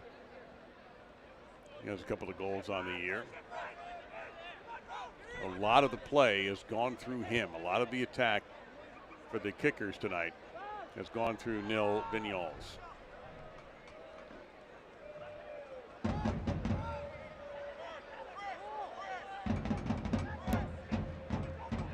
talked about the keys to the game for Richmond.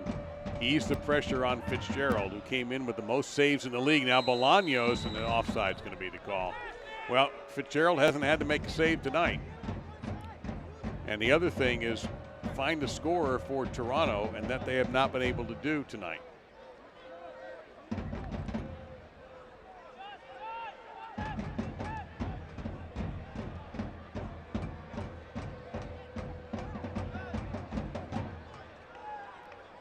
Vinyals again.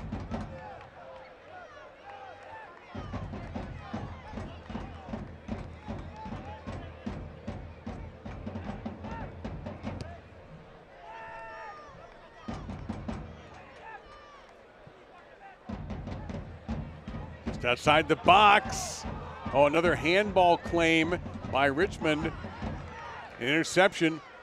The pressure stays on, and at the moment, a man down, a little bit slow getting up, is Antonoglu. He does finally get back up. Done. And we'll have a corner kick from the other side this time. Second time, and we actually saw on the replay a handball that escaped the eye of the referee. Let's see about this one. And it's, no. I don't know about that one. The other one I think was much more clear. I think that is a good no call. Campbell went down to save that one. And a throw-in coming up for Richmond. All of this work being done by Richmond has yet to yield a goal. But they are, at the moment, dominating the match.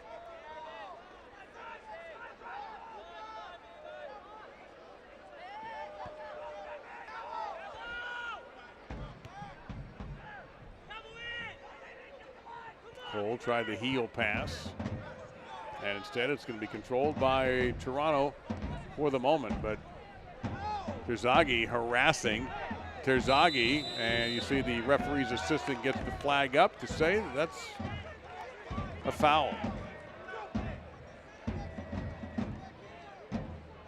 And there are second and third time now we've had multiple soccer balls on the pitch. See Terzaghi end to end. And got a call there off of Cozy Thompson. 3 yellow cards in the first half. No discipline in this half. In fact, nothing even resembling anything yellow card worthy.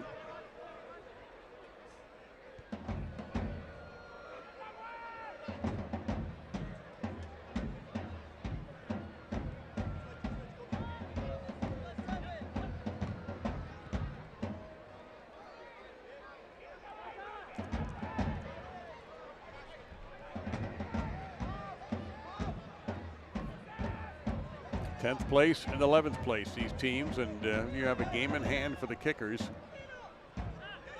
Draws have been too commonplace, and around the league lately, man, have they been having League One results have been so many draws recently. Are we headed for another one? Neither team has won in a while. But Richmond has had the better of the play since about the 35-minute mark of the first half.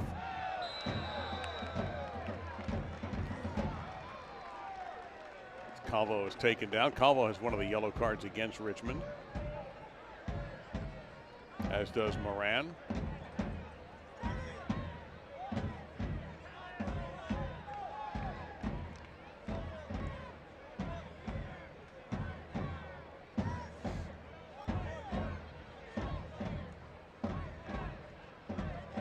So free kick opportunity. Looks like Vinyals, maybe Bolaños. We'll see. But probably Vinyals to take it. Unless Bolaños is setting him up. Now Bolaños takes off. They go low, trying to get it to Terzaghi, but Toronto read that rather nicely. And that call is going to be very unpopular in Richmond.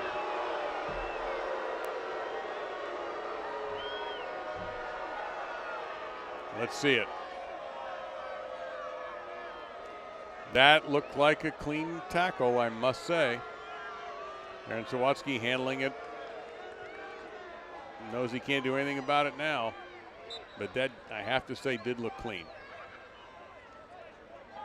That was ball first.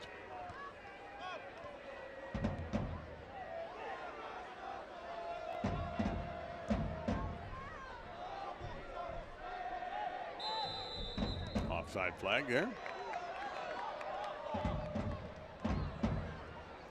And while you see those standings stats that came up, it's so tight that if somebody gets out of here with 3 points, they thrust themselves big time into the playoff table. It's just particularly if New England falters. Now at the moment, they are at halftime, and there is 0-0 on for that match as well as this one. There you see what's going on with Chattanooga. Chattanooga's in great shape. They're playoff bound.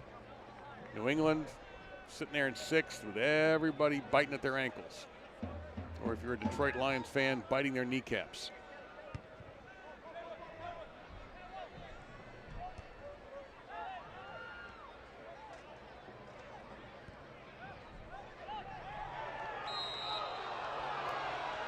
Well, that's not going to sell in Richmond either, as Terzaghi was ruled having taken down the defender.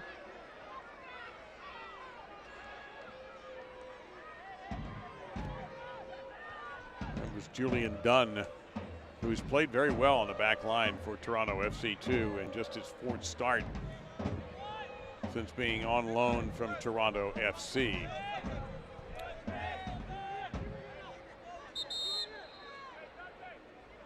A new era of Division II professional women's soccer begins in 2023 with the introduction of the USL Super League. Head over to uslsoccer.com/USL Super League to learn more.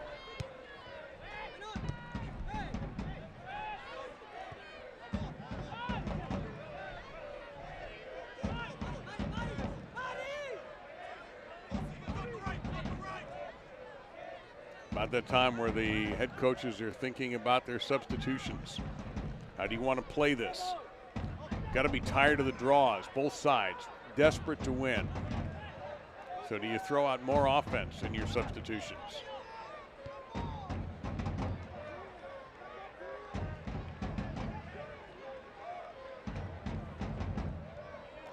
There's a little bit of danger here. And danger evaporated. I thought for a second that maybe 85 Carlini might just go ahead and crank one from just outside the 18, but he chose to pass it instead.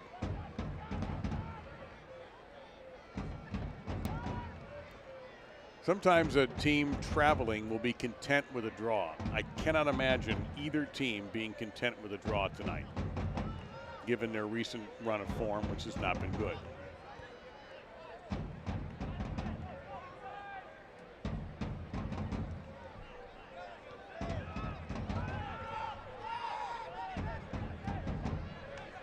There's the long ball. I haven't seen this in a little while from Richmond, and it almost worked beautifully. I have to say, credit to Goulburn that time for breaking that up.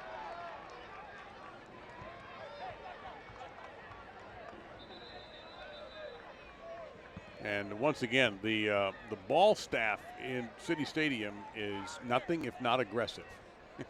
They're working very hard.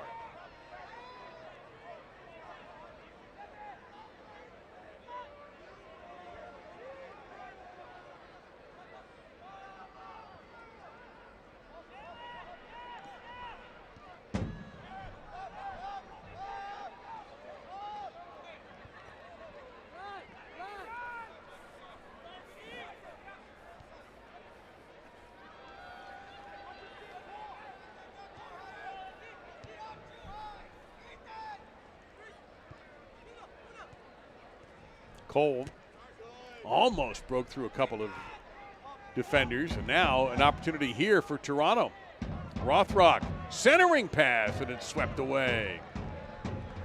And now Bryant almost had a run going.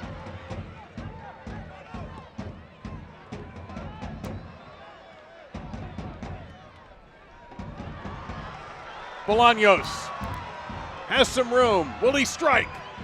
Goes to the right, and he's off target.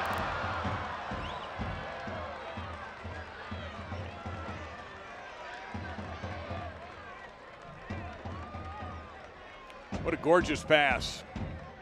Bolaños in stride. And decided to try to fake the defender and maybe even use Maples as a shield.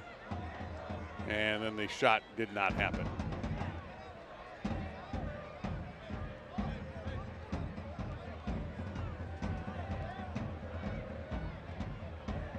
That's Caleb Patterson-Sewell, who, just like Akira Fitzgerald, is a player coach.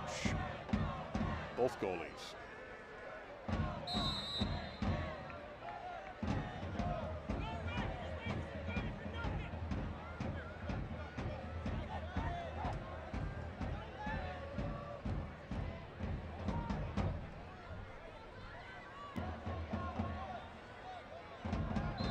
Yeah, looks like a delayed reaction on the call, but I think it's the right call. I'm not saying that Petrasso, is going to get a yellow card for that elbow.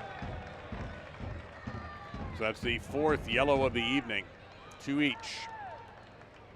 You saw Calvo, watch on the replay, watch his reaction right about now. Yeah, I'm not even sure that was on purpose, but it is a yellow card against Luka.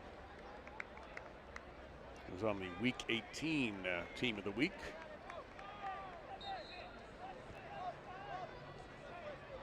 A yellow card has been issued to Toronto number 38, Luka Petrasso.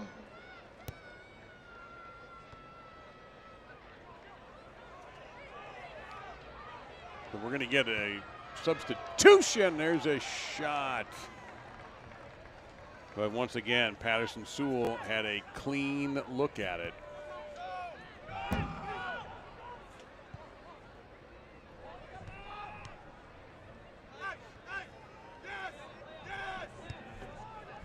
Substitution, the first one coming, looks like it's going to be Toronto's Hugo Mbong, 17-year-old forward out of Toronto.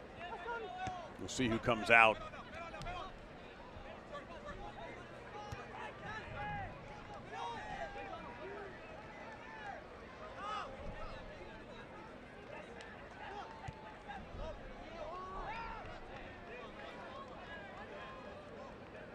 So Themi Antonoglu is going to be coming out, Antonoglu, pardon me, and Mbong will replace him when we get a minute, and we have that minute right now. There's a couple players down on the pitch. That's Dante Campbell shaken up for Toronto FC2. We see the top of your screen, that is 83, Hugo Mbong. 5'11", 185-pound forward.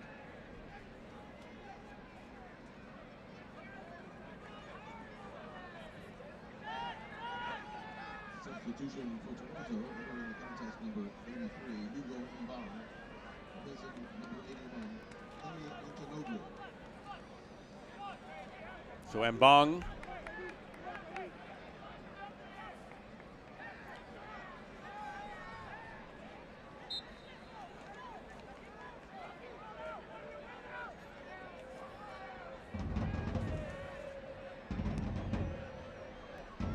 just his 7th appearance of the season, has a couple of shots, but has not found the back of the net so far.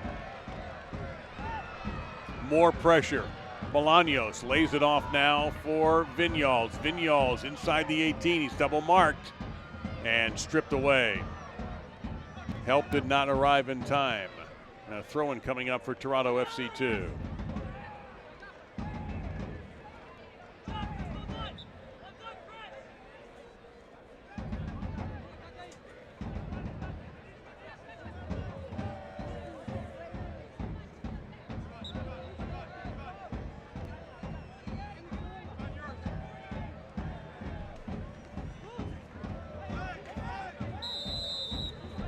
Now this could be a very interesting opportunity coming up for the Kickers.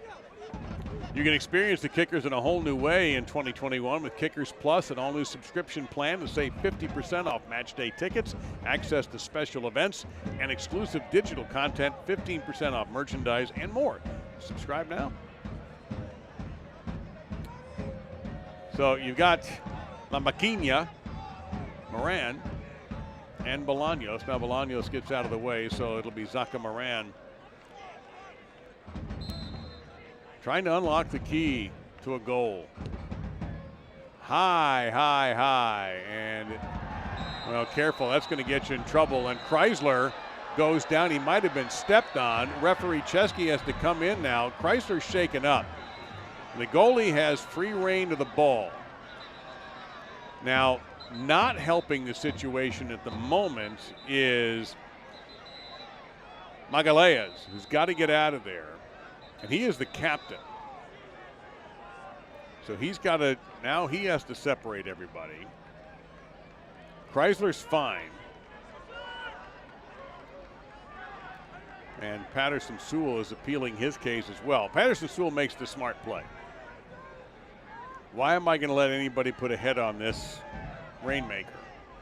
Chrysler turns his body at the last second, realizing that he was about to collide with the keeper and did not want to get hit with a yellow card.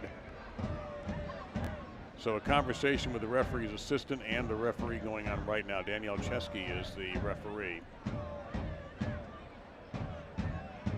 And also a captain's armband for Terzaghi.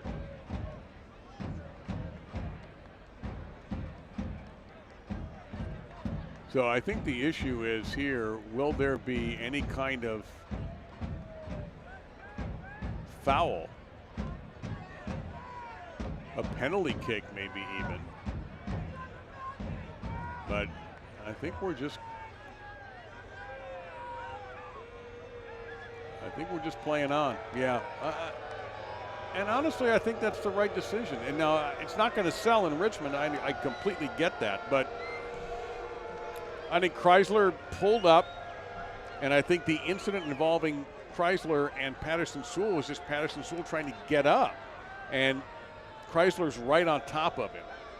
And you've got to, it's difficult for an official to gauge intent. And I think Chesky did the right thing, referee, by involving the referee's assistant to get another pair of eyes on this. What did you see? And so what? And you're going to end up with Jalen Chrysler getting a yellow card after all of this for the collision with the keeper.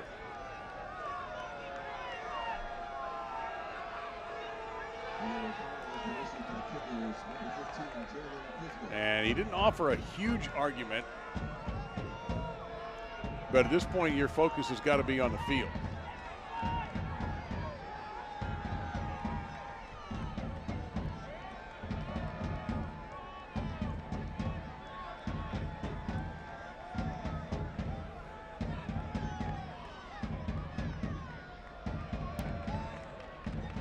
So Olex Anderson is going to come into the game, and Ethan Bryant, who I thought played very well.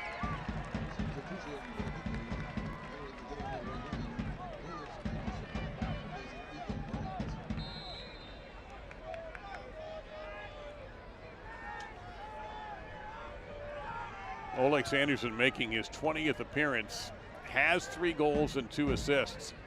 So you're putting in an injection of offense. And as you can see, he's feeling a little frisky right now, getting this opportunity in the 81st minute to be on the pitch in this match that has such importance for both sides as they try to get their playoff chances improved.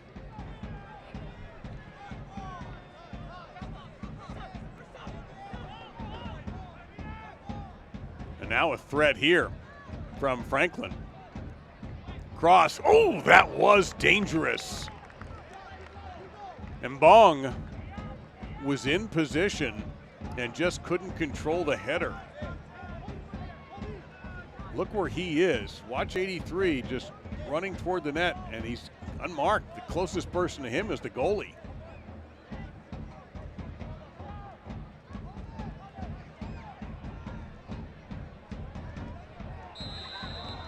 Collision as the ball was coming down. Goulbourne holding the back of his head. And I did not get a clear look at the Richmond player who might have hit him. And I frankly didn't see the contact, but the whistle came out. The referee did see something. That's what matters.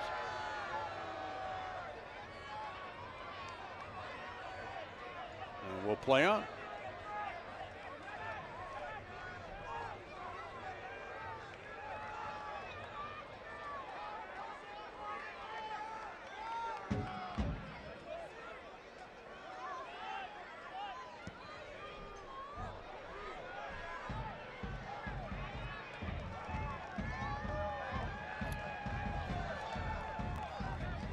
You can join USL in celebrating Hispanic Heritage Month through October 15th. Visit uslsoccer.com/Hispanic-heritage for exclusive content and stories. Celebrate members of the Hispanic community that have shaped the USL.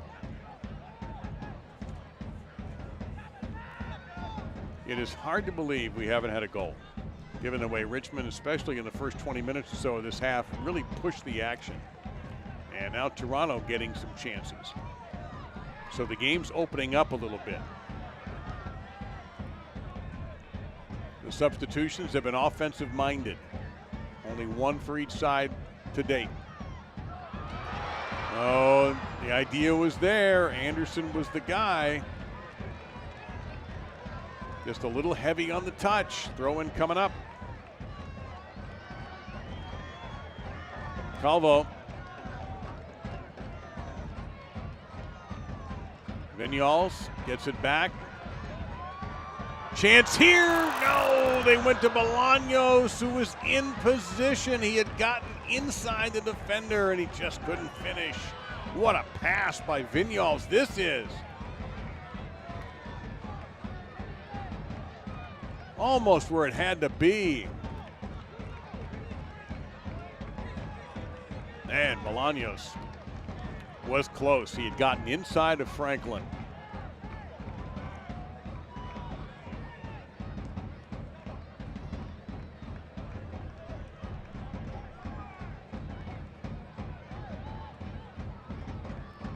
Look out there, almost some dangerous play. Uzagi got control of it. Now Anderson. Again, you see the lively legs. Anderson trying to cross. Dunn will sweep it out of play, and a corner kick is forthcoming for the Kickers. I want to get that flag out of the way there, Sport.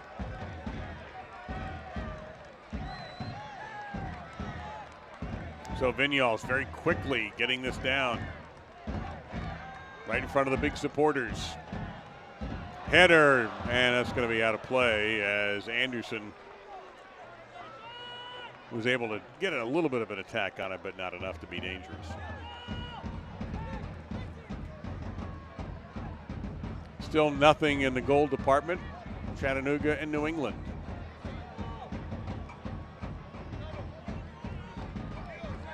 Madison and Greenville also looking for a goal. Tucson has scored on Omaha in minute number 10.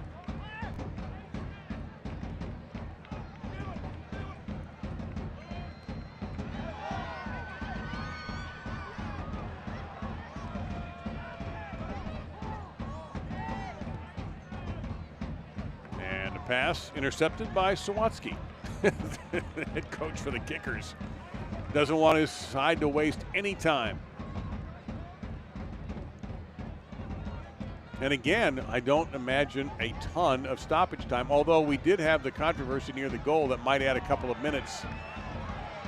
We might get maybe 3, possibly 4 minutes of stoppage time, because we did have that big conversation. So that will give the officials some discretion on time. And should not be a penalty kick here, I don't believe. I'm pointing to the spot. But are we getting a free kick for Toronto FC just outside the 18? She's got the spray in hand, so that's exactly what the call is going to be. This foul is going to be on Calvo for making contact prior to the 18, just outside of it. So all of a sudden, Toronto's got a wonderful opportunity here. Again, another one where you could strike it on goal. Rothrock is coming out and Kurich is coming in. There's the substitution made.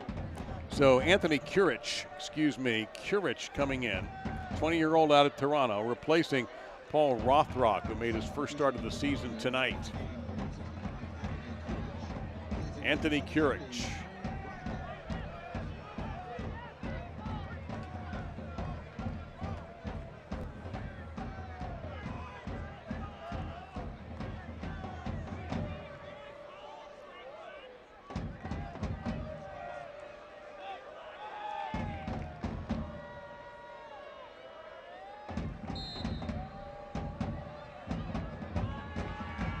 On frame, and the goal is saved by Fitzgerald. They finally got a shot into him, and it was right at him, and he was able to punch it out with a big save.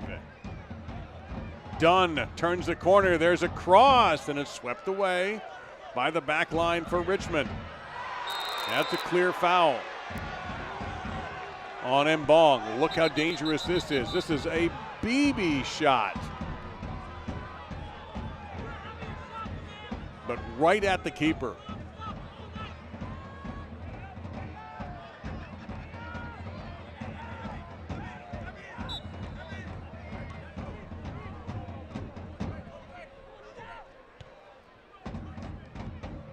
Going to be another Richmond substitution. Hernan Gonzalez is going to come in, the veteran from Argentina. Tell you what, Alex Anderson is having an impact in this game in the short time he's been out there. Looks like Neil Vinyals is going to check out, and Hernan Gonzalez will come in. That's exactly what's going to happen. Vinyals, I think, has played a beautiful game.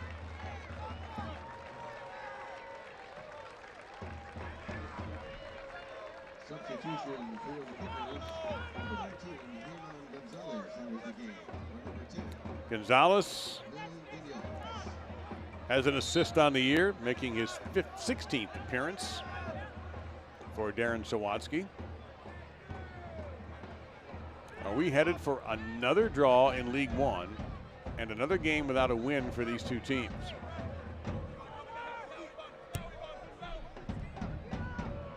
Dangerous here. And very calmly handled by Fitzgerald, who has 7 clean sheets on the season and is a few minutes away from an 8th, but is he going to be the winning goalie?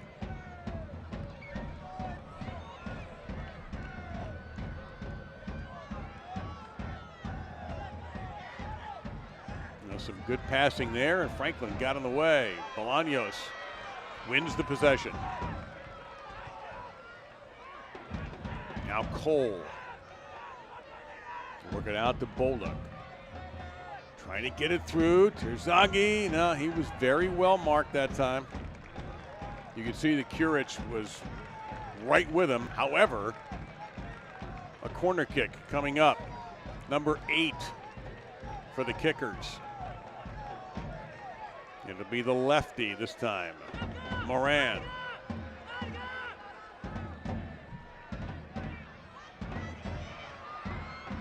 Headed off frame. Goal kick coming up. Cole was the one, and it's going to be 4 on the stoppage time clock. So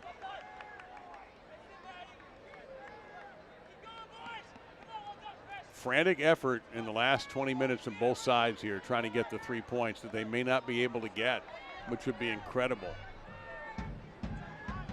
It certainly seemed like Richmond was destined to score a goal. 4 minutes of extra time will be added for the half.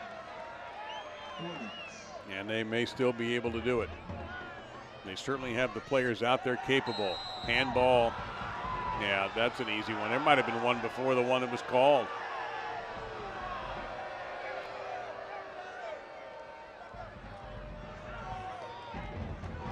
Oh, there was one almost there, and then that's on the arm. That has to be called.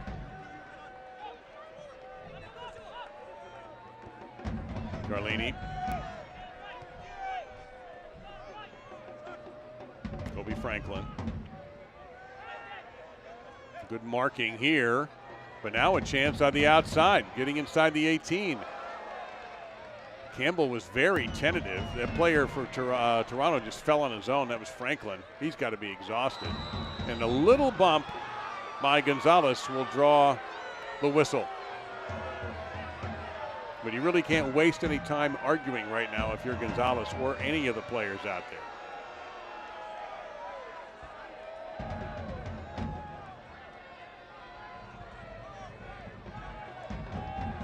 But Toronto certainly taking their sweet time about setting up this kick.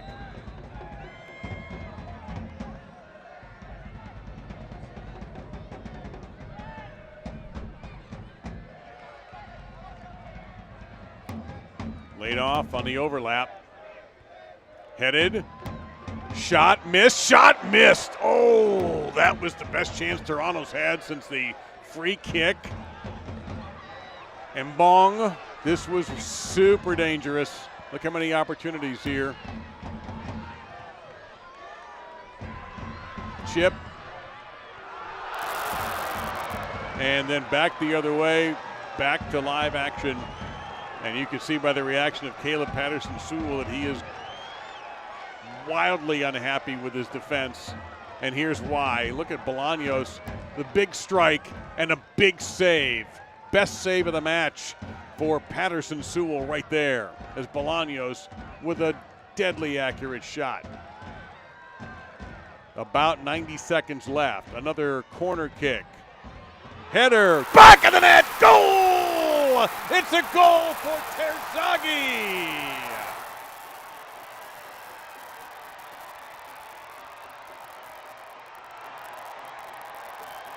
It only took 93 minutes, but the Kickers have taken the lead.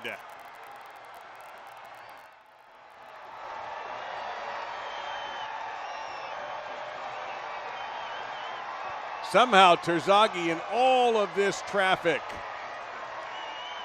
There it is, the flick, the keeper off the line, and Terzaghi finds the back of the net.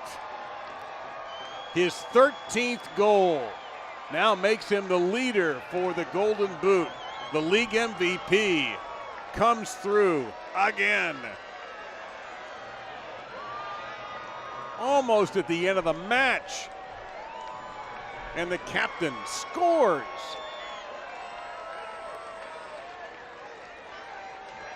And what a deflating moment for Toronto FC too. Some of the fans, there was a little giveaway of some stress balls, believe it or not, little soccer stress balls. And I guess a few folks tossed them out on the pitch. This is just going to elongate the match while some of the coaches and even some of the really some of the assistant coaches even are running out to try to clear the pitch from these stress balls that have been tossed as part of a giveaway tonight at City Stadium.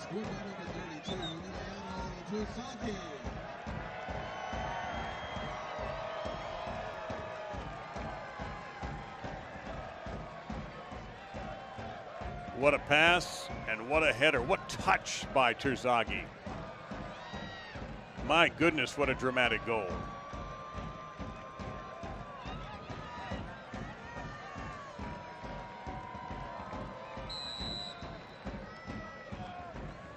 So add a few more seconds to the stoppage time because of the delay in cleaning up the field. But there's been some stress relief in Richmond tonight. And now look at the run here by Anderson. He's finally pushed down by Campbell.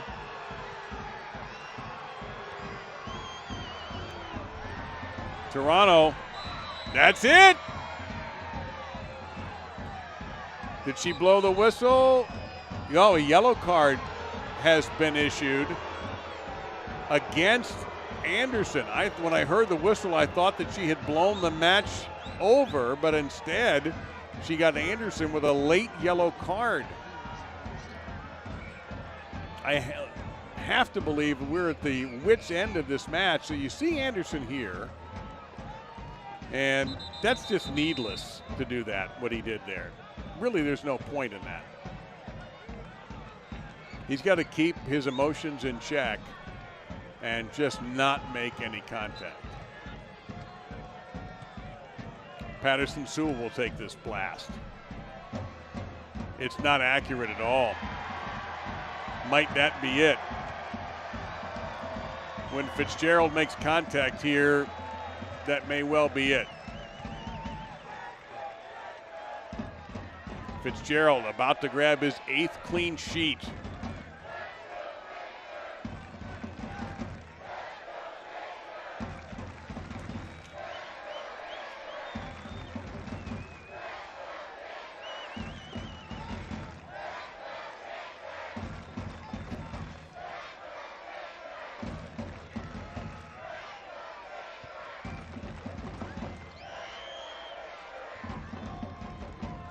Well, we have gone well past 4 in stoppage time.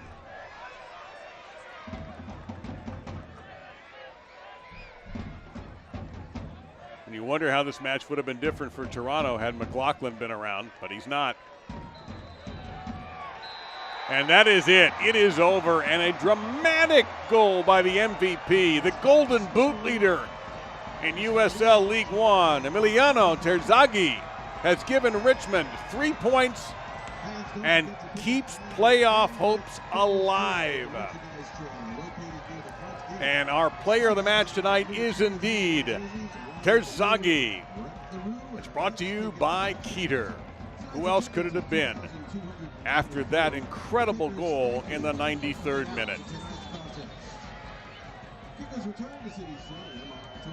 And let's take a look at tonight's save of the game, brought to you by Impossible Pops. We go back to minute number 26. We take a look at Fitzgerald smartly punching that out of the way and getting all sorts of trouble taken care of there. And for Fitzgerald, he is rewarded with his 8th clean sheet of the season. And it is time now for our Brinks Extra Security moment of the match. On defense,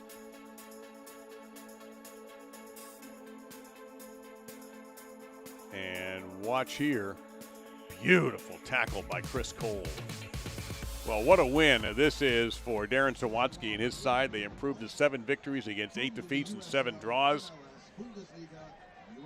And they break a 3-game winless streak. Stunning victory, the winning goal in minute number 93. Health. Suddenly that word seems more important these days, as it's consumed all aspects of our lives and made our universes feel smaller than ever. But at Bon Secours, your health has always been our top priority, and we're staying as committed as always to personalizing the right care for you. Because whether here or from home, we believe your health care should always revolve around you. Bon Secours, primary care for the universe of you. Visit bonsecours.com/primary care to connect with a provider today. Everybody has a story. Professional artist, nationally acclaimed guitarist, professional wrestler fighting cancer. From shy child to street performer, producing music in the pandemic. The king of Carytown. Meet the most interesting people in Central Virginia. I Have a Story with Greg McQuaid, Fridays at 11. If you thought only athletes were superstitious, then you haven't met the CBS 6 This Morning team. Like Rob here. He has to do everything 6 times before the newscast even begins. 1, 2, 3, 4, 5, 6. Tom's all worried about stepping on cracks. And Reba, she has several good luck charms. It's getting out of hand. Oh, watch the ladder. Oh my goodness. Are you okay? Make CBS 6 This Morning your superstition. Watch 4:30 to 7. Well, there's your man of the match, Emiliano Terzaghi. 93rd minute, hit stoppage time goal, a header off of a gorgeous pass. And we'll take a look at it again as we get ready for our highlights. Our post-game report sponsored by Better Med. And in minute number 58, we go to the second half highlight. And it was this point of the game where the Kickers really were the better team. And you began to wonder when they were going to score. It seemed almost like it was destined to happen. Here is Nil Vignoles, who may well have been the player of the match if not for the late goal. Look at here. Terzaghi just didn't get anything on it, but he had the chance. He was open for that moment. Now the 71st minute. You see Bryant almost got the steal and the dramatic turnaround, but his effort set up an opportunity here for Richmond. And this buildup was beautiful. Jonathan Bolaños is open. His decision to work it to the right foot, and he fouls it off. In the 80th minute, well, turnabout can be fair play because Toronto FC2 began to find a little bit of life in their offense tonight, and they did it late. And watch from the top of your screen, Mbong, best chance right there. If that had been converted, who knows what would have happened. Minute 83, we go back to putting pressure on Toronto. And this, no. Bolaños was in position yet again. It wouldn't be the last time he would be in position. But in the 93rd minute, watch the corner kick and watch this. Bang. Little flick of the head, and there's the game winner. The assist will go to Moran, and the victory goes to Richmond. 19 shots to 6. Statistically, Richmond was the dominant team. They almost didn't get the 3 points to show for it. Only one save for Fitzgerald tonight. 5 yellow cards handed out this evening by Danielle Chesky, our referee. So what has happened with Richmond? They moved into the number 8 position, 1 point back of South Georgia, who's at 29, and New England, who's at 28. And for Toronto, it's now 6-game winless streak for Toronto FC2. Spectacular finish, and the Richmond Kickers get the winner in the 93rd minute from the Golden Boot candidate for a second straight year, Emiliano Terzaghi. 3 big points, and playoff hopes have risen for the Kickers. Tremendous finish for this one. I want to thank our crew and thank all of you for watching. I'm Dave Lamont, thanking you very much for watching USL League One. Have a great night.